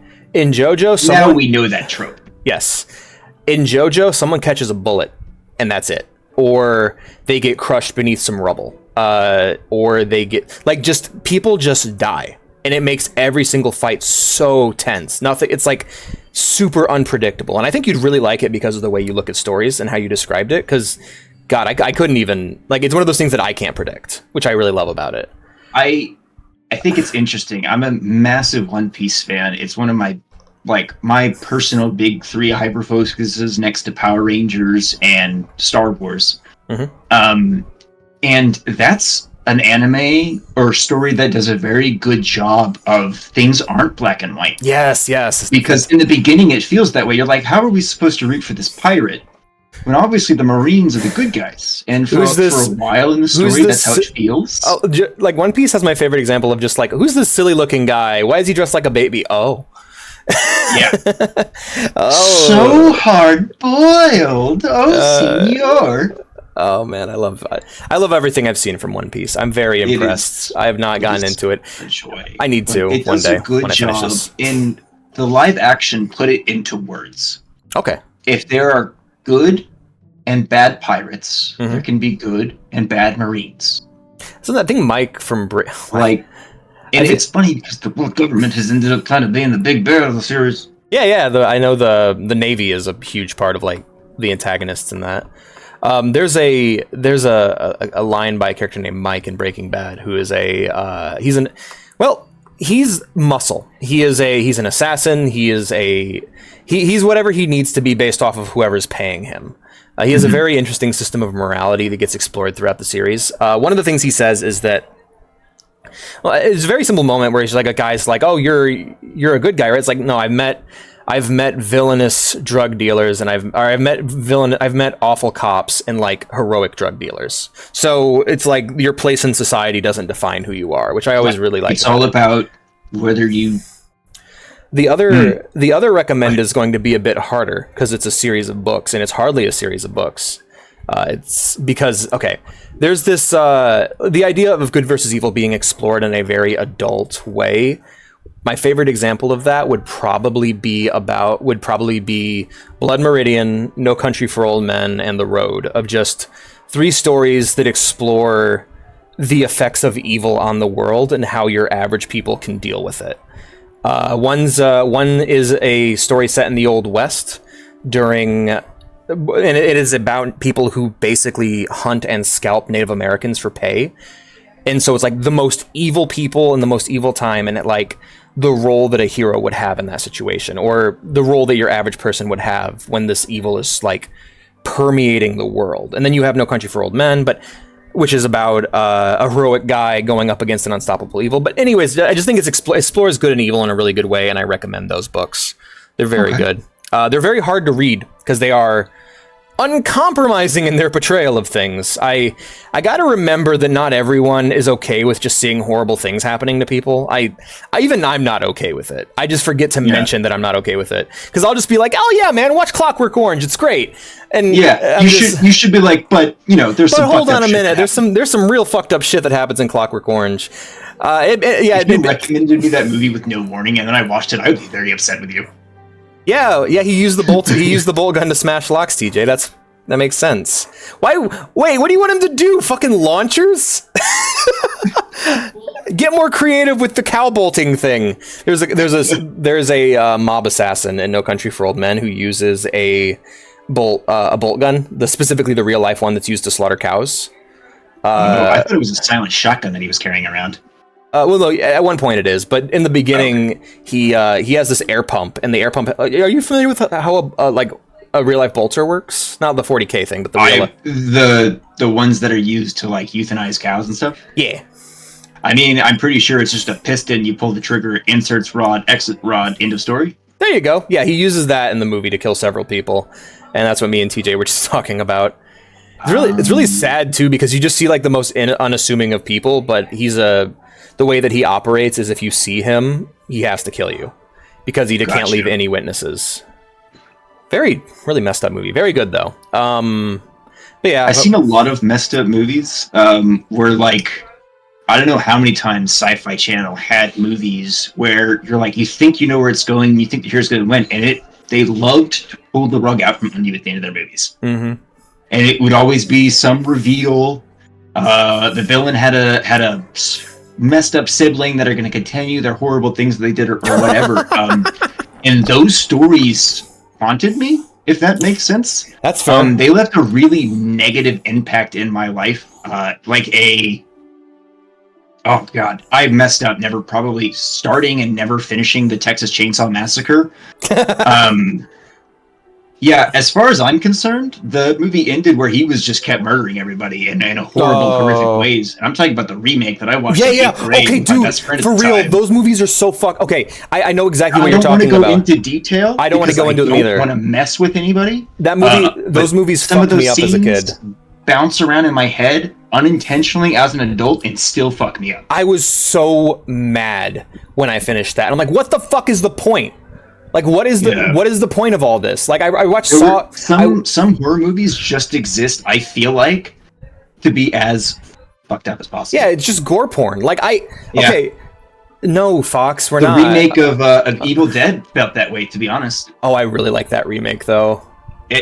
I didn't say it was bad, but compared to the original, I felt like it was a lot of gore. Oh, I'm sorry. Did you say Evil Dead? I meant I haven't seen that one yet. I thought you were talking about the Dawn of the Dead for a second. I really like that remake. Evil Dead. The remake was Fox. We're just talking about movies at this point, man. Me and Baatir are just hanging out. Yeah, absolutely. The fucking box cutter. Anyway, Star Wars is a lot of fun, and I love Clone Troopers. Yes. Bring it back to highlight the good things. Yeah. Horror, it took me a while to actually get into horror movies because what you just described, the Texas Chainsaw Massacre stuff, poisoned the well for me so bad. I was like, oh, that's what these movies are. I love zombie movies, right? Night Fox. Where, like, people have a fighting chance, if that makes sense. Mm-hmm. But yeah, not seeing the end of horror movies was hard for me. Oftentimes, I would make my dad stay up to finish the movie and tell me how it ended the next day. Yeah, I feel that. I would either need to know the end of the story, or like, if it would leave like an impact with me, and my imagination would just run wild, but I'd get left home at like 8, 9 o'clock at night by myself, kind of shit. So absolutely, like especially when you were a kid and just had unrestricted cable access. Well, here's the thing, I didn't, because I could ground. Anyways,